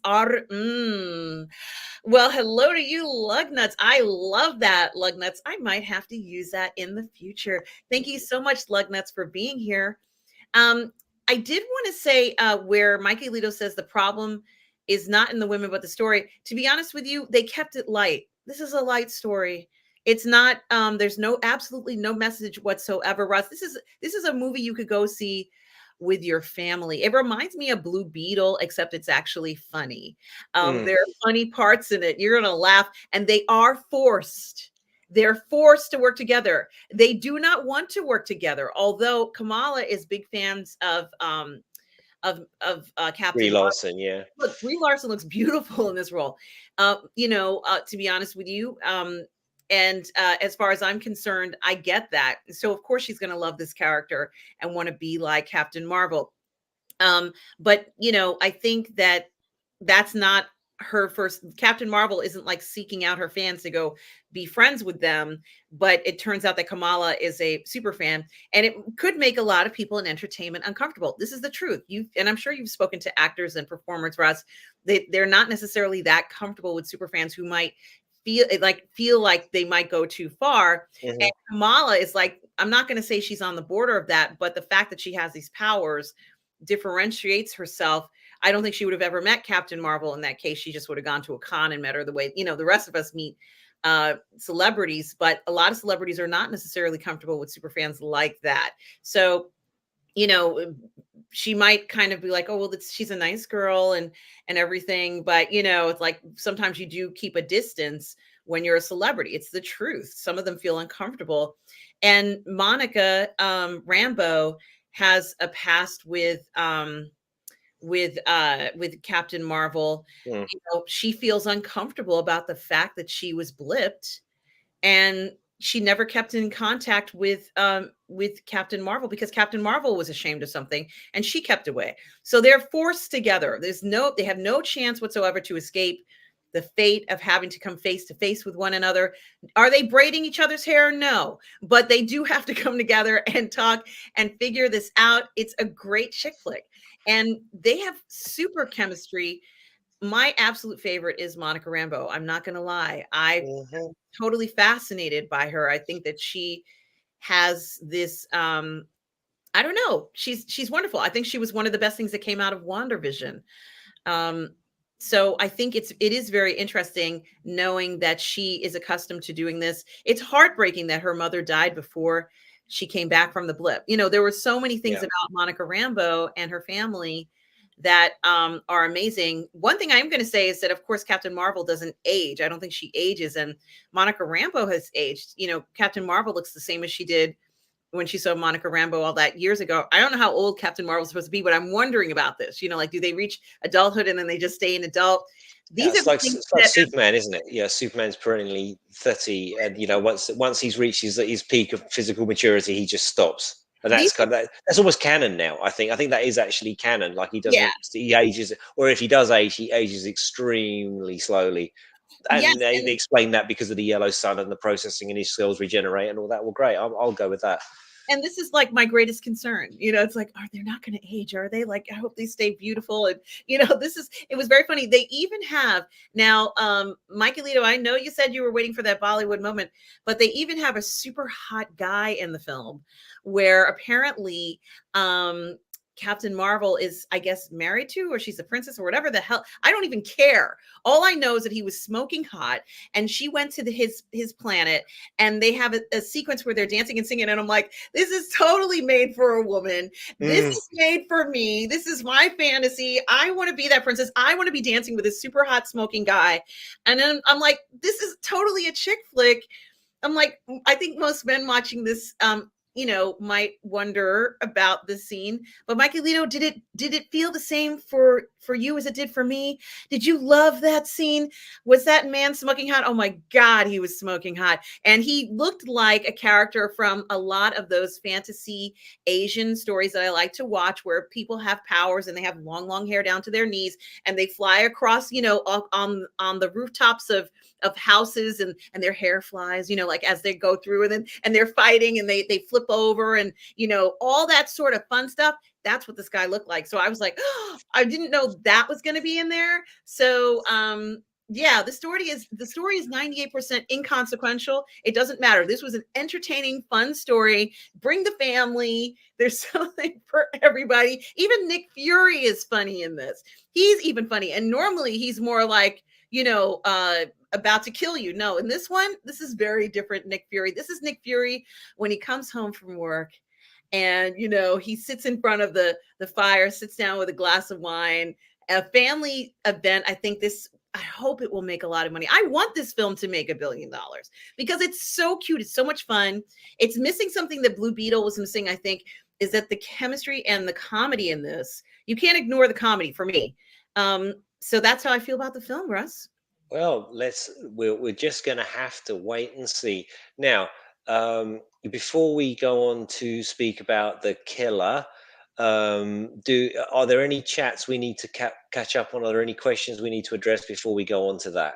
Well, just Michaelito says that he's disappointed he didn't get the balls to the walls Bollywood scene. And I know you wanted, I know what you wanted. You wanted all this sort of stuff. I understand that, Michaelito. But did you enjoy that scene? Did you think that that gentleman was an attractive gentleman? I have to say that I really did think he was incredibly attractive and very, I think any woman looking at that man is going to be like, my voice is cracking. Any woman looking at that man is going to say, well, hello. And they have to, it got so corny, Russ, that they had to sing to one another in this lane. Like, I'm like, yeah, this is made for a woman. Yeah, I was going to say it sounds like absolute shit. To be frank, but No, you know what? he At didn't least accomplish. at least it's enjoyable. At least it's enjoyable, and you don't come out of there feeling like, oh, I imagine feeling like you've been told off again and been told that you're a horrible person, which is what Marvel. It's the business they've been in for the longest time. It I is the even like business they've been in. You're right. I even like the villain who happens to be Tom Hiddleston's wife. I Mm. loved her. She was stunning. I thought she was so beautiful. And she kind of plays this bad guy who unfortunately I think gets killed. But Sorry, RM. I just want to address a point here. Mike Popcorn Partner, the chosen pun. He says it's not doing well at the box office, unfortunately. So this is what the point I was trying to lead on to earlier on.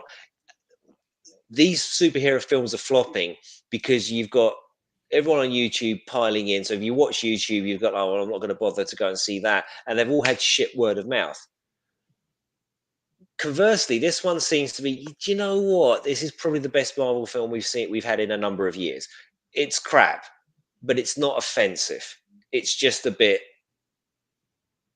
average. It's a bit meh, but it's good fun. It doesn't insult you. It doesn't insult anybody. It's just like you said, it's a chick flick with a song and dance number in it. And I'm wondering if that good word of mouth will translate into, do you know what, love? Let's go and give this Marvel a try. Maybe it might have a little bit of a second week bounce. Who knows? We'll know next week, won't we? yeah, and the Basco scenario talks about a line in the movie about black girl magic. Um, Well, I don't know how other people feel about it. Hey, Bosco Scenario, did you see the film? Can you tell me exactly where and when it happened? And Mikey Lito, also tell me exactly when and where that, what context it's in. I don't have anything like, I don't care if it says black girl magic or white girl magic or whatever kind of girl magic. Um, it doesn't make a difference to It depends me. on the context, doesn't it? If that's like a funny line, or if that line works in context. Like the antithesis of that was the uh,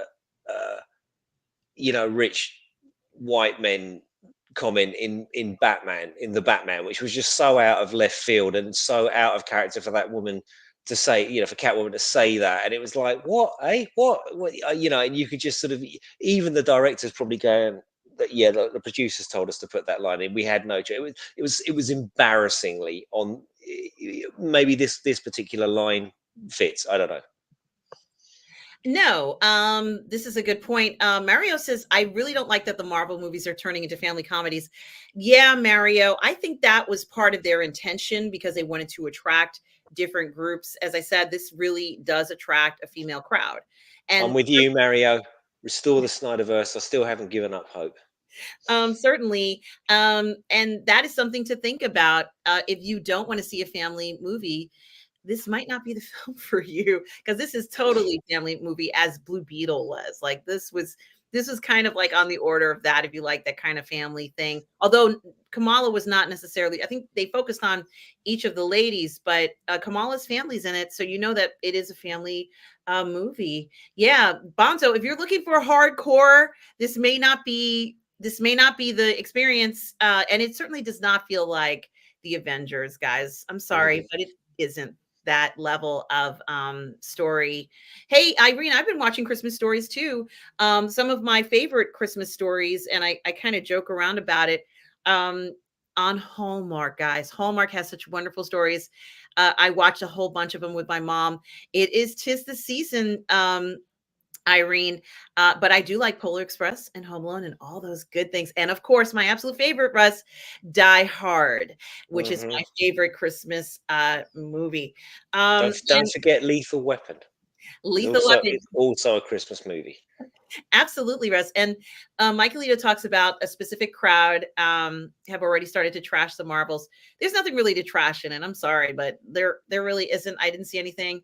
For those of you who have seen the film, did you think anything in there was you just was there wasn't. It was just such a fun kind of Yeah, thing. well, the show that show went under a hell of a lot of reshoots and rethink. It's famous for reshoots, right, and problems. Maybe, as I say, maybe the powers that be, even they have realised, oh Christ, we just got to stop. Like, this isn't landing. We're losing billions upon billions of dollars. We've lost our fan base because we're pursuing this line. Let's cut all that stuff out. Maybe that's what's happened with this one. Yeah, maybe. And I do want to. We're gonna have to move on to this. Here, Darth Plato says, well, Russ. Michael Lito says, Russ, that's the problem. The only consequences in the Marvels were in the final two scenes. The post-credit scenes and mid-credit scenes, such and such is not a scene. There were real no, yeah, there is like some little consequence, but we know that's not going to be the end of the story. Nobody feels that way from what we've seen. It's not the end of the story. Mhm. And Tom June Jackson says it had humor and heart and emotion. It was fun. It really was entertaining to watch. Like I said, once you see a superhero movie that has something like that in it, a dance scene like that where everybody has to communicate via singing, you know that this is not, although I have seen in some comics where that's happened, but it's a short duration and not really necessarily a huge part of the story. um Darth Plato says comics are where it comes from. If it's comic like, then it's going back to basics. Yeah, maybe. And certainly that's something to think about. um I did also want to see if Nathan was still in there, but that's okay. Maybe Nathan is listening, but perhaps yeah, he already said that. But okay, so let me just see one other thing here. um yeah, a lot of people have said that, Mario, about why should they have come back, or why should everybody come back? Wouldn't it make sense if only some of them came back? It can't be 100% that way. I like that scene, but yes, he got screwed RM, and I'm laughing at myself. Yeah, it's funny. This is really, it's such an inconsequential story. So I was going to say, guys, and Russ, you already said that it wasn't doing well, unfortunately. Hopefully it'll pick up. Oh, here it is. The Basco scenario says, was the scene where Kamala was falling and Monica had to fly to save her up? Okay, Monica Rambeau. Fury tells her to fly, which I guess she is not perfected. Fury tells her to use Black Girl Yeah, I magic. can hear Samuel L. Jackson saying that. Yeah, like he I would can I say. can hear I can hear him, with his accent and all the rest of it. Well, it also seems like Monica, and I have to say something about Monica Rambeau in the story, was that the ladies do discover, let's say potentials and limitations of their powers, Hmm. and it's explored. And if you don't know anything about the way their power works, which I don't know shit about the way their power works. So if you don't know anything about their power works, it's confusing. You're kind of watching, you're like, oh, but she has it now, but then she doesn't, and then this works. And I'm like, I didn't even care about any of that, because the background to all of it, the background to the specifics for us, was so funny and entertaining, that it was hilarious. Monica, we knew from let's say first time seeing her in WandaVision, didn't really use very many powers in that. She was Geraldine and she became friends with Wanda, but she's the one who kind of, cracked Wanda's shell when Wanda says that's my brother. And I think I'm saying the wrong names. Yeah. Monica says, well, your brother was killed by Ultron.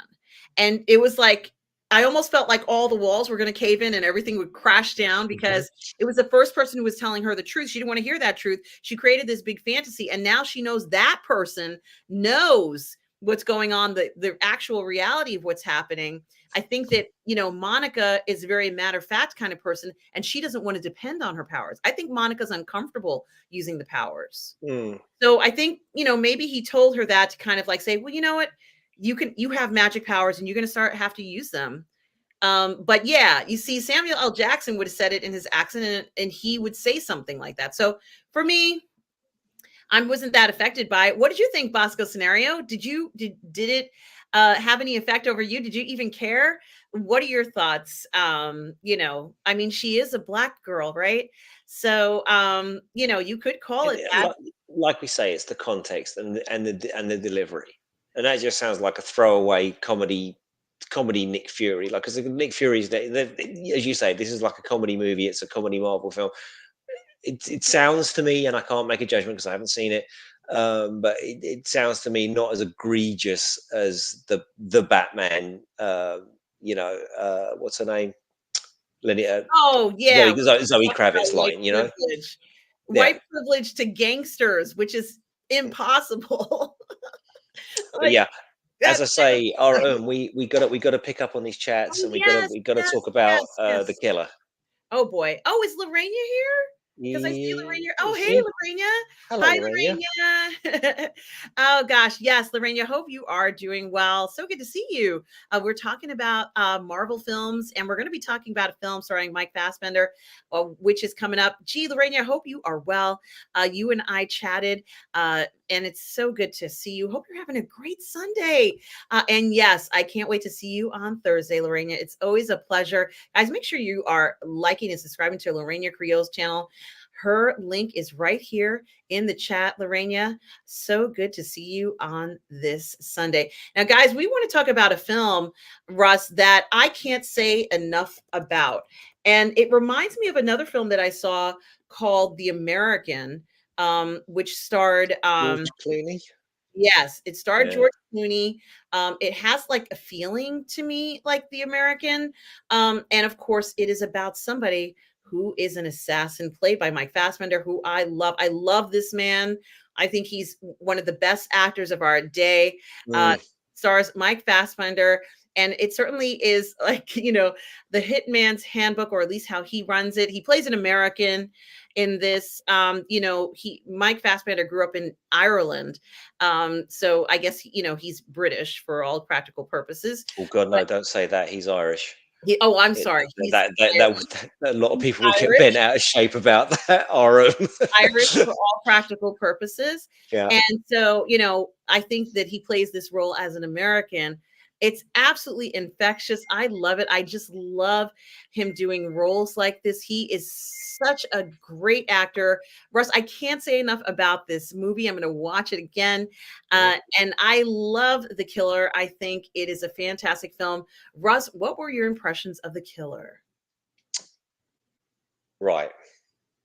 How to say this? Because this is a David Fincher movie, right? So how does somebody like me even dare to say anything negative about this film? Was it awesome? Yes, it was. It was beyond awesome in terms of its look, its performance by Fassbender. He never disappoints. That he is just so eminently watchable. The whole opening 20 minutes is just like, him just doing nothing in particular with a monologue over the top, and it just hooks you in. The building, yeah, Tom asks, is it out on Netflix? Yes, it is, because I watched it last night. The building of tension, the very, very, very masterful use of sound design to build that tension. The way that you get sound design from his perspective and then not his perspective, and his paranoia, and the people on the plane, and is that Arab guy out to get him, or is that not? All of that stuff, fantastic, absolutely fantastic. However, narratively, it's not great. It doesn't do. Why do I care about his revenge mission? His revenge mission is at complete odds with his credo that is drummed into us over and over and over again. So I kind of get the impression, okay, he's now going against his own rules. All right. But in every story, or in most stories, if you like, in every screenplay, there's a bit where do we need to put a spoiler thing up here? Oh, we're doing spoilers? Okay. I don't know, because what I don't want to do is suddenly swerve and say something, and then I'm going to get a load of "fu Russes" in the comment. You shouldn't have said that. So Hold on, don't I'm speak. concerned. Just 1 second. I'm putting up the thing. Hold on. Let's keep our fingers crossed it works. Because my computer's been so wonky. Okay, here we go. Yep, you got it. You nailed it. There are spoilers for this film, guys. If you don't want to hear spoilers for The Killer, make sure maybe spoilers. I just don't want to say something and then people get cross because I've said something that might reveal. Yes, do you know and what I mean? hello to Rod Thunderheart. So great to see you. Yes, I know those Hallmark movies are filmed in Vancouver, and I love every single one of them. Hi, Rod. Go ahead, Russ. So in every film, they call it in Blake Snyder's Save the Cat. It's like the bad guys close in, dark, the darkest hour, all that kind of stuff. Every film towards the end, and every story towards the end, the hero has to suffer a reverse, right? And I thought that reverse was going to come in the Tilda Swinton scene. I thought, this is really against his credo. Don't improvise, stick to the plan. And all of a sudden now he's sitting down, like, and she even points this out. You could have drowned me. You could have done this. You could have done that. But you couldn't help yourself. At which point you expect him to get captured. You expect him to have to get out of a situation. Oh my God, is he actually gonna make it? And there wasn't that. So at no point in this narrative is he under any threat whatsoever. Even when he has to fight with the brute, you don't feel like he's not in control of that situation. So we get that he's meticulous. We get that he does Batman level planning. The only thing that actually goes wrong for him in this entire film is the inciting incident. When he goes back to the Dominican Republic and the reason for his revenge quest is made apparent, why do I care? I can think, look, here's the thing. Let's talk about a ridiculous film that is actually the greatest cinematic achievement of all time, in my opinion, but in other people's not. Commando, right? At the beginning of Commando, it is established through scenes with, smashing ice creams in faces and feeding deer and throwing in swimming pools, that Matrix loves his daughter. His daughter is the most important thing in the world to him, and he will do anything to protect Alyssa Milano from the forces of the world. So much so that he's retired from the military and he's moved to this mountain cabin and blah, blah, blah. We get it. So when General Arias and Bennett come in and take her away, we now understand that Arnold is going to do anything to get her back, and he will terminate everybody with extreme prejudice. The Killer, okay, all right, so tell me more about this relationship that you've got with this young lady and her brother. Okay, now boom, now we're off now back to Brooklyn. Oh no, now we're off. So I don't care. So it was almost like a documentary. I'm watching him and he's talking me through what's happening, in this movie. And I almost expected, like, his monologue, especially given the scene with Tilda Swinton, when she says, you'll face this moment as well. And you have this monologue from Fassbender all the way through. And I thought, oh, maybe he gets done at the end. Maybe it's like he's now having his moment to fate. And maybe we'll join the film as he's having this monologue, and then he'll have to get out of that sticky situation. And there was none of that. So for me, it was stylistically just awesome. It's just awesome. The sound design, the tension that it managed to build, all of that stuff was just, your chef's kiss, man. But it was all ultimately, and so what? And so the ending of it was kind of like, well, yeah, but it's David Fincher, and and the guy who wrote it was the guy that wrote Seven. And here's me going, oh well, narratively it wasn't that great. So I'm wondering, I might have missed something here, because that's what I've watched it once. That was my takeaway from it. I really loved it. Yeah, as I say, I can't say enough good things about the acting. Of course, it's Fassbender. Of course, the sound design, the look of the film, the choices that they made, all of that stuff, all the stuff around the core story was brilliant. But I must be wrong, because it's David Fincher, and so therefore I'm missing something. But that's my takeaway, and I apologize. I agree with you with the scene with Tilda Swinton. And, I think that while he presented a number of different scenarios, and I wasn't quite sure if it was supposed to be like the movie with Natalie Portman and I can't remember this guy's name, but Leon. yes, where, he's doing things and he's carrying along this other person. And I wondered whether or not, if this was supposed to be him showing you what to do in every scenario, or you're taking a snapshot of his life. But it did feel somewhat anticlimactic when he came up to Tilda Swinton and he so easily defeated her. And that was pretty much the end of that part. And it felt like there was something else that was supposed to happen, although I'm not quite sure what it was. And I think that the notion of where people are sort of having these interactions with him, and he tells the lady, she says, I can't just disappear like that, my kids need the insurance money. So he does something that allows her death to be recognized as an accident, and the kids will get the insurance money. Or tracking down the other two people after he gets that. I would have taken the whole Rolodex, but tracking down the other two people who had betrayed him, so to speak, which I would imagine happens a lot. I wondered to myself, why did he make a mistake to begin with? In other words, it felt like still had a clear shot and he could have done it, Russ. um what do you think about the fact that he had the slip up, which starts pretty much the film? That didn't bother me so much. I just thought, that could happen, because he had the shot. He's literally pulling the trigger, and then the obstacle happens, right? That didn't bother me, because it was kind of my main strength is that I don't give a fuck.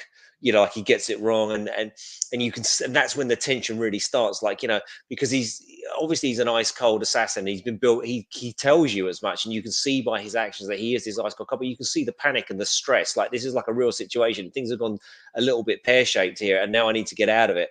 And he was so precise, so precise. I loved all that. But this scene here, the picture you've got up, this is where the reversal has to happen. This is where things get difficult for him, and they just don't. Yeah, that is a very good observation, and I think maybe a lot of people would agree with that. And I admit that I was expecting something else to happen. I think that I loved the shots where he's peering over. I thought those are brilliantly filmed, and of course, Fassbender is an excellent actor. But I'm wondering whether they were grappling over how the ending of this film would be. I'm wondering if they had reservations as to what they felt would be an appropriate ending for it. Well, Could he really prepare for every scenario? Could he? I mean, is he so disciplined that regardless of the outcome, he's always prepared for every scenario? Is that what we're supposed to learn from the film? I don't know. I mean, like, when he goes to the Brute's place, that fight, that was an awesome fight, because it becomes apparent that you never find out who this guy is. I love the fact that he was using like names from like Archie Bunker and Lou Grant and all that. That was like, it was really kind of fun to try and work out what his fake names were and where they came from. Tom, there was the one from the Jetsons, and then there was Archie Bunker, and, as I say, Lou Grant, for all these like 70s TV shows, which I thought was quite good fun. But when he gets into the final conflict with the guy that caused the attack, that did and then he doesn't then take action, and it's I don't look. This is David Fincher and the guy that wrote Fight Club, right? So I feel I just feel like an amateur boxer going up to Mike Tyson and going, "Yeah, you're crap. Let's have it." You know, like I'm missing something, but those choices that were made, or perhaps I'm misunderstanding. That's what it is. I am not understanding what why isn't it resonating with me as a story when everything around it, I would say for Russ Brain, it was just the ultimate in style. It was so good. It just everything about it was so perfect. But it was for me style over substance. Like the story was gone for me, and I've obviously missed something. Well, let me ask you this question. As I said, I mentioned that the film did remind me of another movie called The American, Hmm. where George Clooney plays an assassin who is running from people who are trying to kill him. And certainly we saw a very similar situation here in this character played by Mike Fassbender. He doesn't even have a name because we don't know what his real name is, as you said, Russ. He is the person who is the assassin. And he's running in part of the story and probably is accustomed to that. But I think in the what was interesting about The American was that it seemed almost as if every time um, George Clooney's character got close to someone, that person was killed or he could never trust anybody. And I almost wondered whether that final scene when he was with that woman, whether something was going to happen, but nothing did happen. I think it would have been interesting if, you know, they had what they could have done is to show like one of those phones that he has, one of his cell phones, Mm. and you'd see something pop up on the cell phone. It would be a picture of him and that woman who were together at that moment, like a live feed. Yeah, maybe, but And that could have, and in other words, the live feed could have been broadcast to him, and they could have said something like, "You have to do exactly what I say," or yeah, you know, exactly. Even that scene with Swinton. Yeah, I know you've come here to do this, that, and the other, but this is where we know it. Just something to make it difficult for him. But as I say, I may be missing the point, and I feel that his mantras, empathy is weakness. Do not empathize. And then at the final conflict with the client there, and the client's like, now here we are. I'm going to spoil it. So I guess count backwards from 10, 9, 8, 7, 6, 5, 4, 3, 2, 1. The client turns around to him and says, fuck, man, I didn't know. Like, I was told that I've never done this sort of thing before. And all right, I had to have the guy, eliminated. But then things went wrong. And I was just told for an extra 150K, all of the loose ends would be tied up. I had no idea this was going to happen. Now, given the fact that he'd already offed the one lady because of the, in an empathetic way, but she still gets off. Why didn't he? Why didn't he kill the guy? If why did that lady who was nice and harmless had to go to protect his identity? Well, why then the client? Why does he survive? yeah, it felt like it needed something more. And although they're calling it ruthless, I think that the conclusion might have been somewhat unsatisfying. As I said, I would have liked for his phone to glow and then, it'd be Something. where you're like, whoa, whoa, whoa, just kind of freaked out. So I But agree. However, I perhaps, as I say, perhaps I'm missing it, Aaron. But I can't criticize this man. The man is an icon. Like these people are just. Maybe it's just.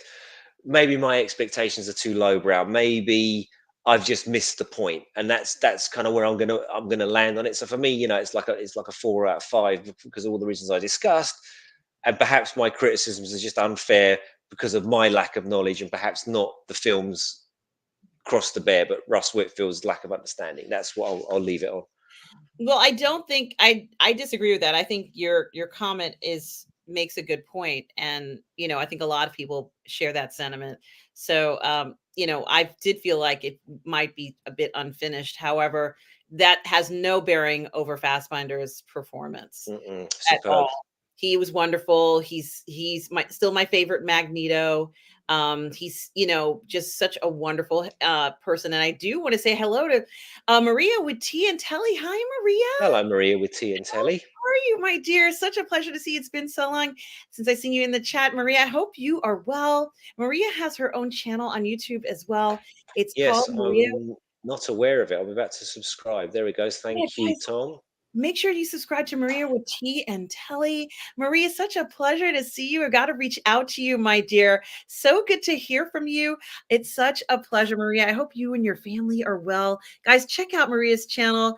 You're going to love it. She has such great reviews and interviews on her channel. Maria, you're the best, my dear. So great to hear. Subscribed already. And Russ, we're getting some other comments. Brogu says it was fabulous. Top-notch performances. I agree. Yep. Wax Wuther, hey Wax Wuther, says, I heard Brad Pitt turn down this part because it was too dark. I think it would have been great for Brad Pitt to kind of reinvigorate his, abilities. I mean, the first thing I saw him was in California, I think is what it was called, and he scared me to death in that. But Oh, with the K, yeah, yeah. yeah, but I think that Fassbinder, I always see him as this very incredibly slick European guy who can play these types of roles. And he says he's playing a German tourist. Because nobody likes German tourists. Yeah, that was quite funny. Nobody wants to talk to German tourists. I got this. He even said specifically, I saw a German tourist wearing an outfit similar to this, so therefore I adopted it myself because nobody wants to talk to those people. It's like, yeah, okay, fair enough. And Mario says the killer is good, but its decisions along the way were strange. At least some of them. Interesting, Mario. He agrees. Fassbinder was amazing. Yeah, and yes, Jane H edits. I would recommend The Killer. Yes, Oh, I yeah. recommend it. Yeah. Hi, Jane H edits. How are you? I absolutely would recommend it. Go ahead and watch it. You're gonna love it. Like we said, perhaps it might feel a little unfinished to us. And maybe there were some clues. I'd have to rewatch it. Maybe I missed a few things, but I think it's a wonderful film. In fact, it might be a great date film because you don't know the outcome at the end, and you could talk about that. But Fassbinder has never looked better. That man just keeps getting better and better looking. He's like the male Kate Beckinsale, isn't he? The older he gets, the better he gets. Oh, he's so wonderful. The Outcast Creative, Lance. Hi, Lance says, I recommend it. 9 out of 10 for me. It was wonderful. And Chef Nation is here. Hi, Chef Nation. That's the best icon. Oh, you beautiful. It's the greatest icon. It's the best icon. I love it. Hi, Chef Nation. So good to see you. Hope you're well. I loved seeing Fassbinder do his yoga. Anything they have Fassbinder do, I'm all on board. I even liked him in Prometheus, playing that character where he's supposed to be David and Walter. I loved it. I loved him in all that. He was in another movie that I wanted to mention called The Snowman. And in that movie, he played a detective who was hunting down a serial killer. Oh, one thing I did want to mention about this movie is that whoever made this movie loves the Smiths. Guys, do you remember the Smiths? This charming man, and how can you say I go about things the wrong way? I am human and I need to be loved. There is a light that never goes out. Yes.